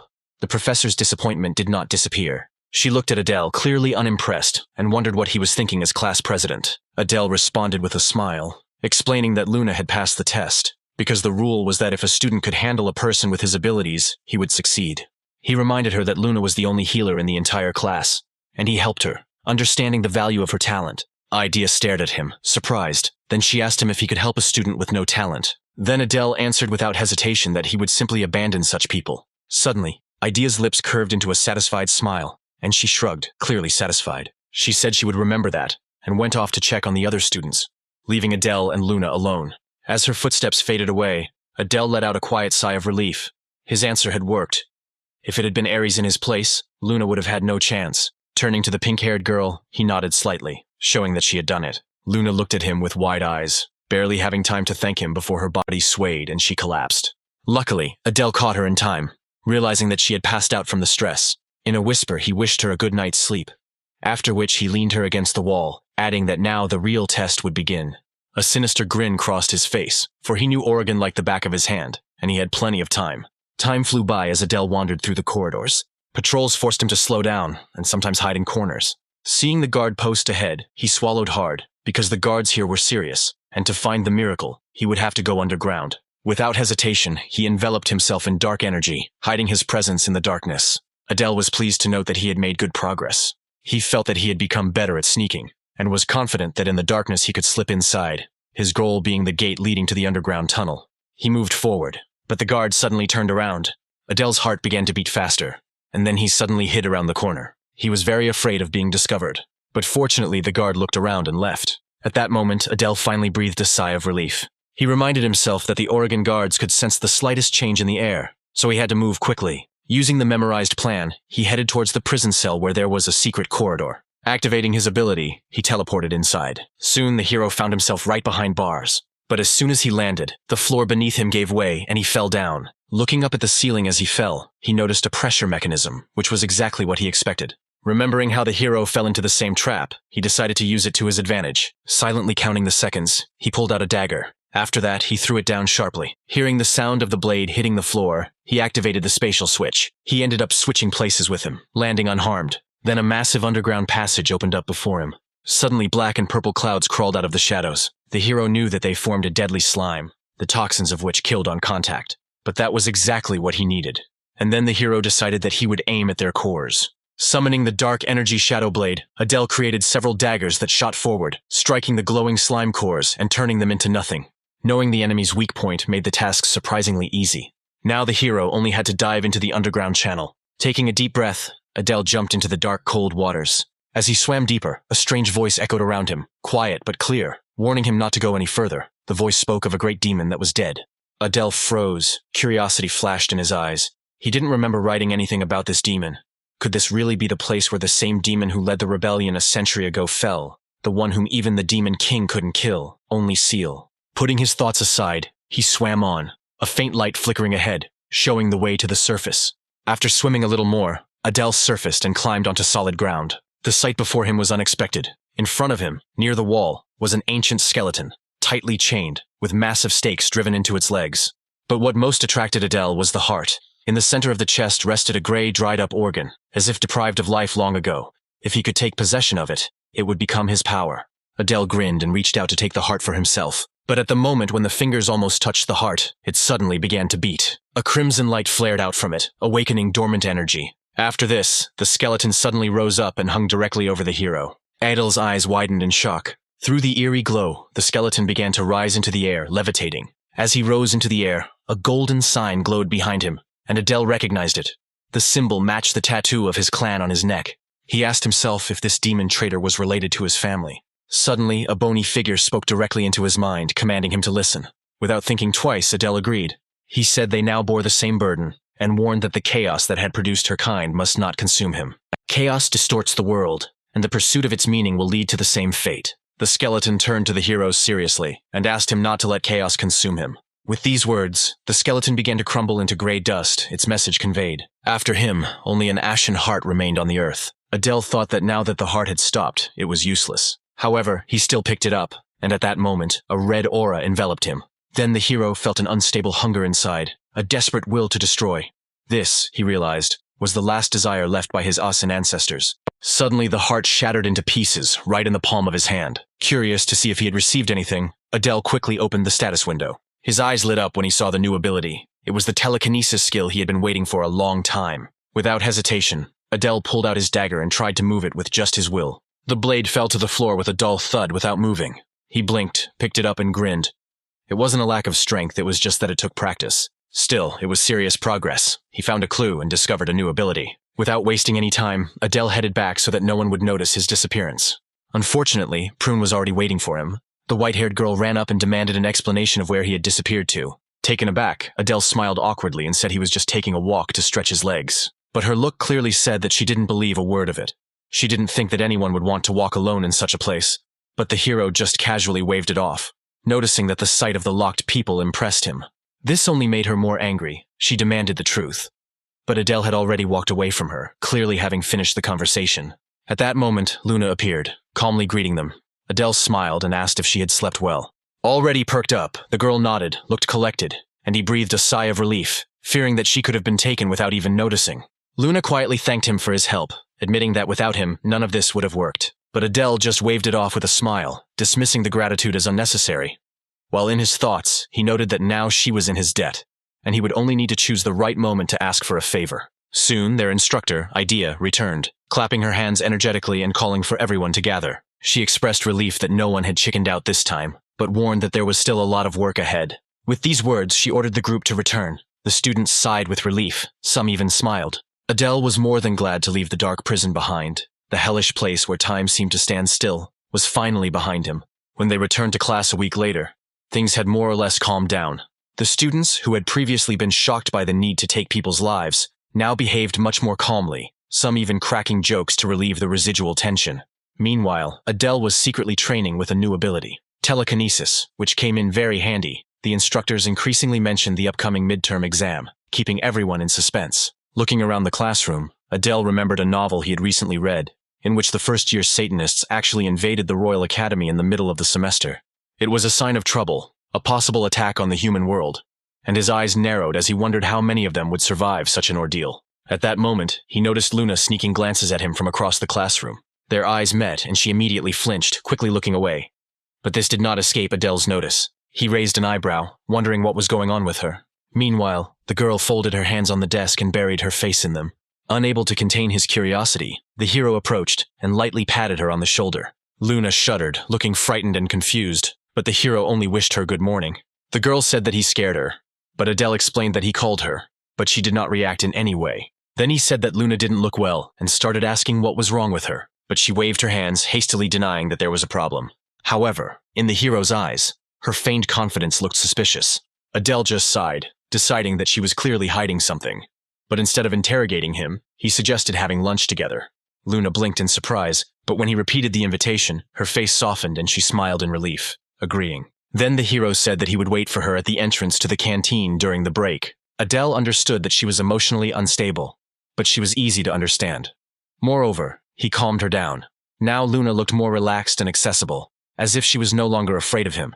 It seemed that he had won her trust a little. Shortly after this, the break began. The rest of the students had already begun to slowly walk towards the cafeteria. By lunchtime, Adele was already waiting at the dining room, but Luna was nowhere to be seen. Frowning, he looked at his watch and realized that the break was almost over. He wondered where she could have gone. Sighing, Adele admitted that he didn't usually eat alone, but today he had no choice.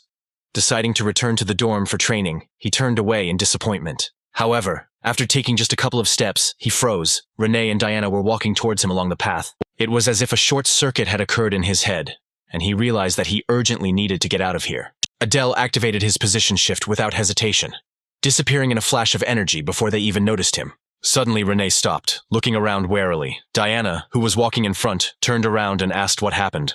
Then Renee narrowed her eyes, looked around the area again, but seeing nothing, decided that she had imagined it. While Adele, hiding in the bushes, tried to calm his wildly pounding heart. He didn't understand why they were here, because this duo was the worst possible combination. He had heard enough to know that if they found out he was a descendant of the Asen family, he would be in serious trouble. Dark memories flashed before Adele's eyes. He was not just a minor character in this story, but the one who killed the Demon King and his wife, causing the fall of their kingdom. If the truth was revealed, he would be finished. Biting her lip, Adele slowly crawled away. Only at a safe distance did he allow himself to exhale. He understood that it was too risky. He glanced around the quiet grove behind the cafeteria and grinned. It was a nice place, much better than the cramped dorm room. Maybe it would become his new training ground. But as soon as he thought for a moment, a desperate cry cut through the silence. The voice was piercing and painfully familiar. The hero realized that it was Luna. Without thinking, he rushed towards the sound that was coming from somewhere around the corner. When he reached the building, an unpleasant picture appeared before his eyes. Luna stood there, covered in tears, her voice trembling, begging for the torment to end, while several people crowded around her. Adele showed up at the very last moment and took a close look at these scoundrels. Luna turned towards him in fear and joyfully said his name, hoping that he would save her. Adele reflected that, apparently, he understood perfectly well what was happening here. Looking at them intently, he asked them what they were going to do with her, then ordered them to return to class. One of the villains looked at him with a face full of anger and hatred, and then took a step towards him. He told him that he was acting like that only because he was also a half-demon and had received some power, although in reality he was an empty space. Pointing his finger at him, the young man wondered how a half-demon could become a class representative. He stated that Adele would never be able to handle the three of them at once, but Adele was quick to disappoint him. In just a few moments, he decided to use his power to lift the leader into the air. The remaining scoundrels looked at him with surprise and a small amount of fear that prevented them from continuing. Adele was mentally surprised that these people were scared, but still thought about attacking him.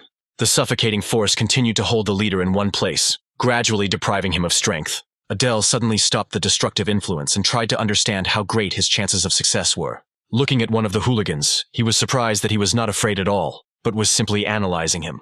Luna turned her head from side to side to find out what was going to happen next. Adele said he didn't want to fight and asked them to stop bullying the girl. One of the scoundrels asked him what he was doing, but Adele immediately advised him to keep quiet. The hooligans gradually helped their leader to his feet and took him away with them. One of the boys, whose face expressed either surprise or anger, continued to closely watch his every movement. Adele thought that this was unusually calm for a cadet, which meant that besides Luna, there was another self-defense specialist in this class who needed to be kept an eye on. Luna immediately ran up to him, and he asked her if the forester was okay. Luna said that she was fine and thanked him sincerely. Adele nodded and said that he was very glad to hear that, after which he recommended that she go to class, as lessons were about to start. He added that rumor had it that they were about to start learning real magic, and he was looking forward to it. After some time, they encountered an instructor who greeted them. As soon as the cadets turned to him, he immediately banged his fist loudly on the slate. The instructor, named Robolt, said that today they would be learning magic used in real-life situations, and suggested learning the skills of invisibility and silence. Adele was mentally surprised by such serious skills, realizing that these were really worthwhile spells. Robolt said that for all cadets, killing was not an option, and it was a necessity that had to be followed. He also said that no cadet in that class could defeat a human hero in a direct confrontation. Robolt added that this needed to be combined with other methods, and suggested looking at invisibility magic. He stated that one must slowly heat the mark, feel the circulating mana, and gradually release it. Robolt added that even if the frequency of their mana was low, they had to try to distribute it in a thin, even layer throughout their entire body. A few more moments passed, and Robolt completely disappeared from the sight of all the cadets. Adele chuckled as he thought about how it was now clear why no one had noticed when he entered during his fight with Samuel. Robolt appeared and said that the purpose of today's lesson was to encase himself in a mana cocoon. After a while, he said that the others had to start, adding that controlling mana with great precision would be difficult at first. He also told them that even though they became invisible, they would still be able to see their bodies. Almost all cadets tried to succeed in practicing this skill, but not all of them succeeded. Robolt reflected that everyone got it sooner or later, but it probably took more than a day. Looking at Prown, he noted that she had a lot of mana and good control, which was typical for the Sin family house. It was Samuel who impressed him the most, because his body already looked pale, which meant he had incredible talent. From a mentor's point of view, it took a week of practice to get a feel for the technique, and Prawn and Samuel could be called real geniuses. After some time, he wondered where that very cadet, whom Ares was extremely afraid of, had gone. Looking around, he tried to find where Adele was, because he had just been here. Robolt looked around in surprise, unable to believe that this man had already mastered the technique. Adele broke his invisibility and said that it was too easy to spend much time on it. After a while, the lesson ended, and he found himself in the corridor, thinking about something of his own. He told himself that thanks to his talent, he had easily mastered the skill of invisibility, and now the main question was how to combine it with the attribute of chaos. He also suggested that the usual assassin skills didn't work on those who were truly empowered. So another way had to be found.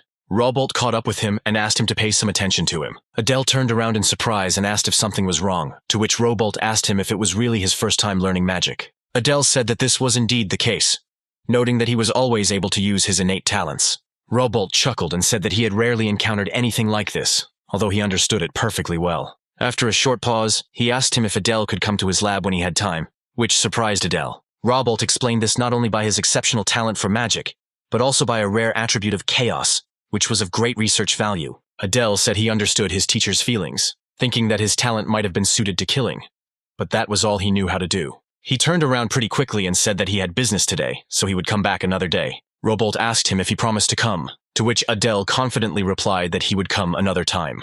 Robolt said that he would be waiting for him with impatience, and Adele realized that he would have to play the role of a magical genius for some time. Adele had successfully reached the hostel and was preparing to carry out his insidious plan. Looking around, he realized that Samuel wasn't there, so he could sort things out before the middle of the semester and master a technique that went beyond simple invisibility.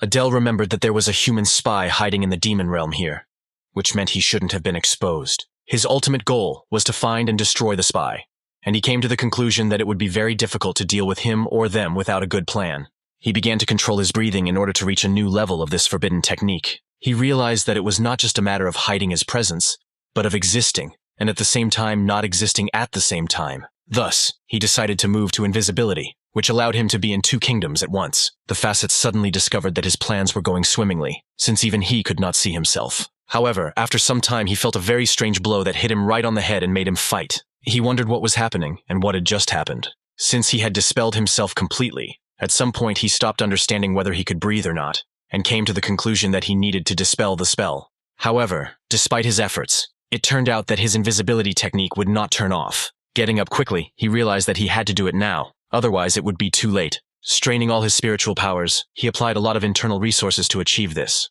After some time, he still managed to return to the real world and fully manifest. Adele realized that his sense of time and all other sensations were blurred, and it turned out to be a rather nasty state. Adele sat down on the floor and realized that his mana was completely depleted, and he barely managed to get back here. He reflected that he now understood why he had been warned not to be consumed by the power of chaos, but he could use this as an ace in the hole. After thinking for a while, he came to the conclusion that this technique should be called absolute invisibility. After a while, something hit him hard in the back, causing him to lose his balance and go into a small flight. As it turned out, some student kicked him with such force that he rolled head over heels. Adele looked up and found Samuel standing in front of him, telling him something with a displeased expression. Adele could not understand a single word that was said to him, and tried to figure out what it all meant. After some time, a terrible realization came to him about what had already happened to him. After making a few sounds, he suddenly discovered that he couldn't hear his own voice, which could only mean one thing. Adele lost his hearing, but how it all came to this was still a big mystery. After some time, Adele went outside to continue practicing his technique. He appeared in the grass once again after being absent from this world for some time. Opening his mouth, he tried to make a few sounds again, and this time he succeeded. Adele reflected that fortunately, he had been wrong about losing his hearing. However, he had now lost his sight, which meant that when using this skill, one or two senses could be lost. He made several awkward attempts to find some landmarks and hit his head right on the oak tree. Adele recalled that after repeating this technique for a week, he lost his taste, touch, and even his sight, but they all returned within about 2 hours. However, the frustrating factor was that it was impossible to tell in advance which feelings would be lost, and the technique itself only worked for 3 seconds. Adele realized that this technique was practically useless, and the risk was too high to use it often. Adele decided to lie down in the grass, thinking that instead of these skills, he would be better off focusing on improving his fighting abilities. Looking up at the sky, he realized that he still had a couple of hours until his vision recovered, and he still wouldn't be late for class. After some time, he finally arrived at the lesson taught by Ares and realized that it would have been better if he had not come there. Once again, the whole class began to run tirelessly, training their endurance.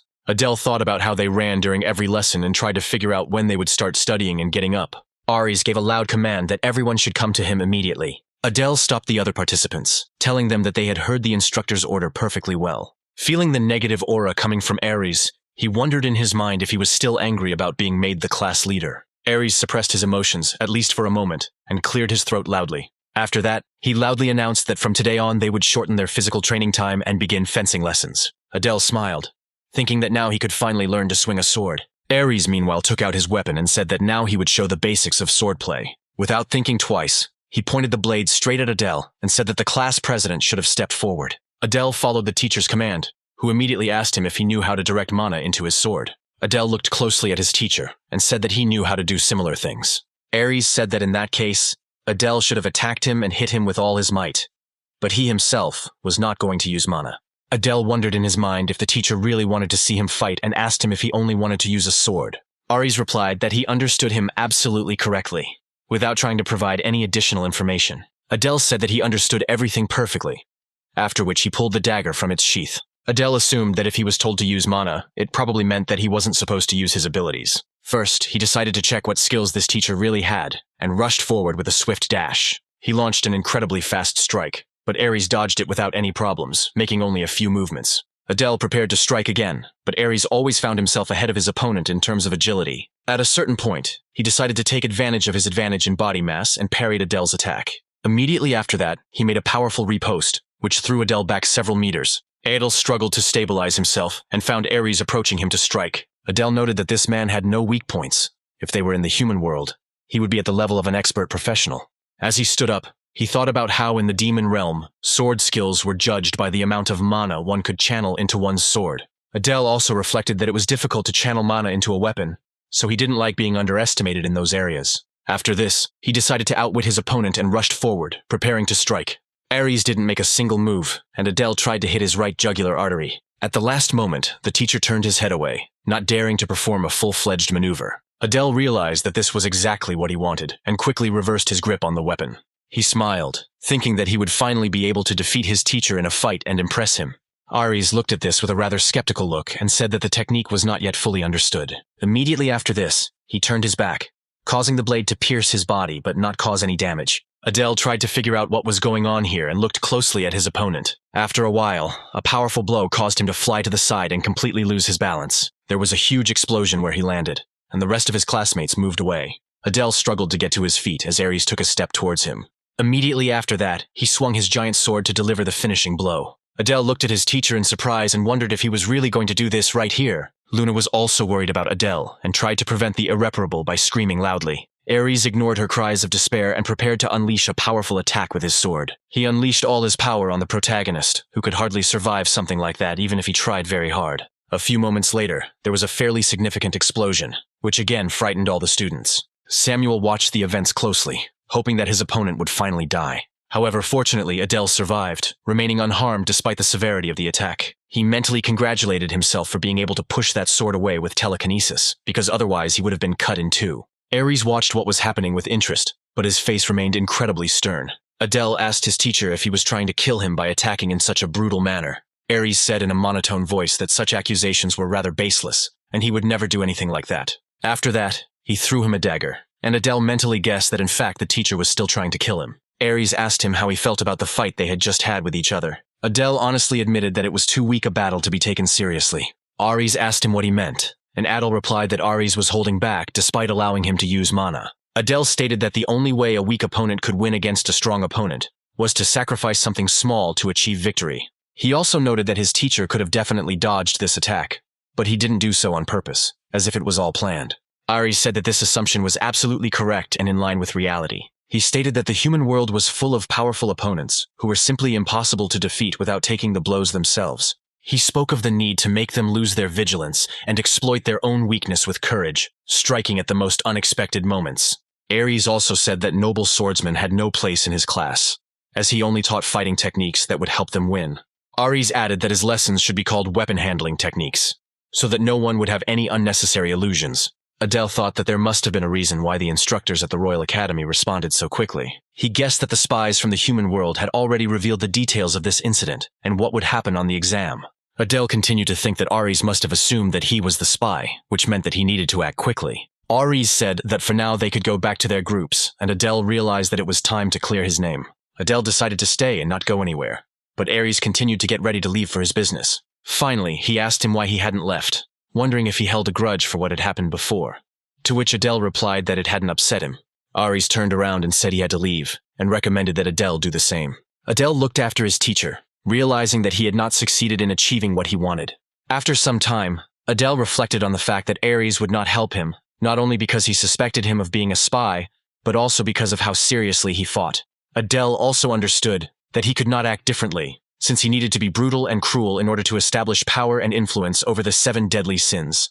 He put on a stern face and thought that if Aries continued to cross the line like he had done yesterday, he would pay dearly for it. His bloody and brutal thoughts were interrupted when he heard Luna's nervous sigh as she saw him.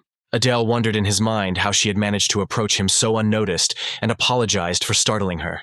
He asked her why she had decided to approach him, and the girl replied that she would like to have lunch with him. Adele said that he would be happy to go with her, which brought a sincere smile to the girl's face. After a while, the scene moved to the Academy's dining hall, where this time they were serving rather exquisite dishes. Adele filled himself with a plate of incredible delicacies to satisfy his hunger. He thought that it had been quite a while since he had tasted something so exquisite. Luna said that if they did not eat everything that was there, the god of gluttony would punish them, and Adele replied that they would not allow that. After some time, he discovered that the trio with whom he had recently had an argument had also entered the dining room. The leader met his gaze and froze for a moment, feeling his anger growing. Adele waved at them, causing them to click their tongues in irritation and decide to head somewhere further away. The boy with the spider tattoo on his face continued to watch Adele's every move closely. Our hero asked his interlocutor what happened to those children, and she told him that for some reason they suddenly started bullying her. Luna admitted that she was quite weak and did not have any impressive physical abilities. Adele thought that this was true, because this girl only had abilities that allowed her to heal. Luna also said that they never hit or physically assaulted her, but only limited themselves to calling her names or taking a little money. Adele advised her to stay close to him from that day on to avoid such problems. Luna said that it wasn't necessary, as she had to prove that she was different from the traitor demons, and Adele replied that it was all the more reason to stay close. He also asked her about the information he wanted about a particular cadet. Luna asked him what he was talking about, and he said he was interested in a boy who had a spider tattoo on his cheek. Luna said that the boy's name was Kyle, which left Adele quite surprised. Adele wondered in his mind if he had confused this man with someone else, trying to remember if the novel had described a man who looked exactly like this. Adele asked Luna if the boy was a half-demon, to which she replied that he was a pure-blooded demon. She also said that this boy scared her a little as he looked at the half-demons with disgust. Adele asked her a few clarifying questions, suggesting that he looked at the half-demons as if they were insects, and Luna nodded immediately. Adele mused that this was how people had once looked at demons, which meant that Kyle could be a suspect. He wondered in his mind if he should ask him for his documents, but that might seem like a waste of time. After thinking for a moment, he rose from the table and realized that he needed to act more directly. Immediately after this, he headed towards the trio, who were looking at their plates with interest. Adele walked closer to them and said hello to get their attention, but Kyle didn't pay any attention to him. Even when the leader rose to his feet and began to look at him with undisguised aggression, the boy did not move a single muscle. Adele smiled and said that there was a girl at this academy who entered here this year. Kyle didn't even raise his head, thereby demonstrating complete indifference to Adele's person. Adele noted that people were saying that this girl was a half-demon, and her only family was her older brother. Kyle began to act a little more nervous, and Adele realized that it was time to take action and decide something. He wondered to himself if this girl's name was Ray or something else, which immediately caught Kyle's attention. The leader of the hooligans turned to Adele and asked him to get lost with such idiotic questions. Adele decided to act as brutally as possible to make an impression and grabbed the villain by the tie. Immediately after this, he hit the man's face with all his might against the table, causing him to lose consciousness for a while. After that, he wiped his hands and said that he had indeed guessed the name of this girl. Kyle didn't even give him a glance, but still decided to leave the table. After that, he decisively turned around and walked away in the opposite direction without saying a single word. Adele smiled and realized that he had finally found his target, who needed to be captured and interrogated. After a while, the scene moved to the bathroom, where the hooligans continued to lick their wounds after what had happened. The leader looked angrily into the mirror and said that the damn half-breeds had ruined his day again. He turned to Kyle and asked if he was going to take revenge for what happened, or if he was going to continue to stand aside. Kyle didn't answer, and the leader of the hooligans asked him why he was acting so strange. Coming closer, he reminded him that it was he who had advised them to treat half-breeds with disdain, and now he had decided to chicken out. Kyle reacted instantly and slammed his comrade's face right into the solid wall. This blow was enough to make him lose consciousness and the ability to move for a long time. Kyle continued to brutally beat his comrade, despite the fact that he clearly no longer posed any threat. He called him a pathetic insect who would never stop annoying him with his presence and idiotic words. Another bully asked him what was wrong with him and why he was acting so aggressively towards his allies. Kyle ordered his henchmen to get this worthless bastard away from here before he killed everyone else. After a while, he was left alone in the restroom and decided to find out everything properly before it was too late. To calm himself, he washed his face and wondered if Adele had been able to neutralize his skills of disguise and persuasion, despite the fact that they worked like clockwork. He also realized that this spell was cast by a high-class mage, meaning that his true identity could not be revealed in any way. At first, he assumed that it might be another spy from the human world, but he quickly dismissed that thought. Looking in the mirror, he wondered who Adele was and what he was really hiding, as well as why he knew about his little sister. The chandelier continued to swing from side to side,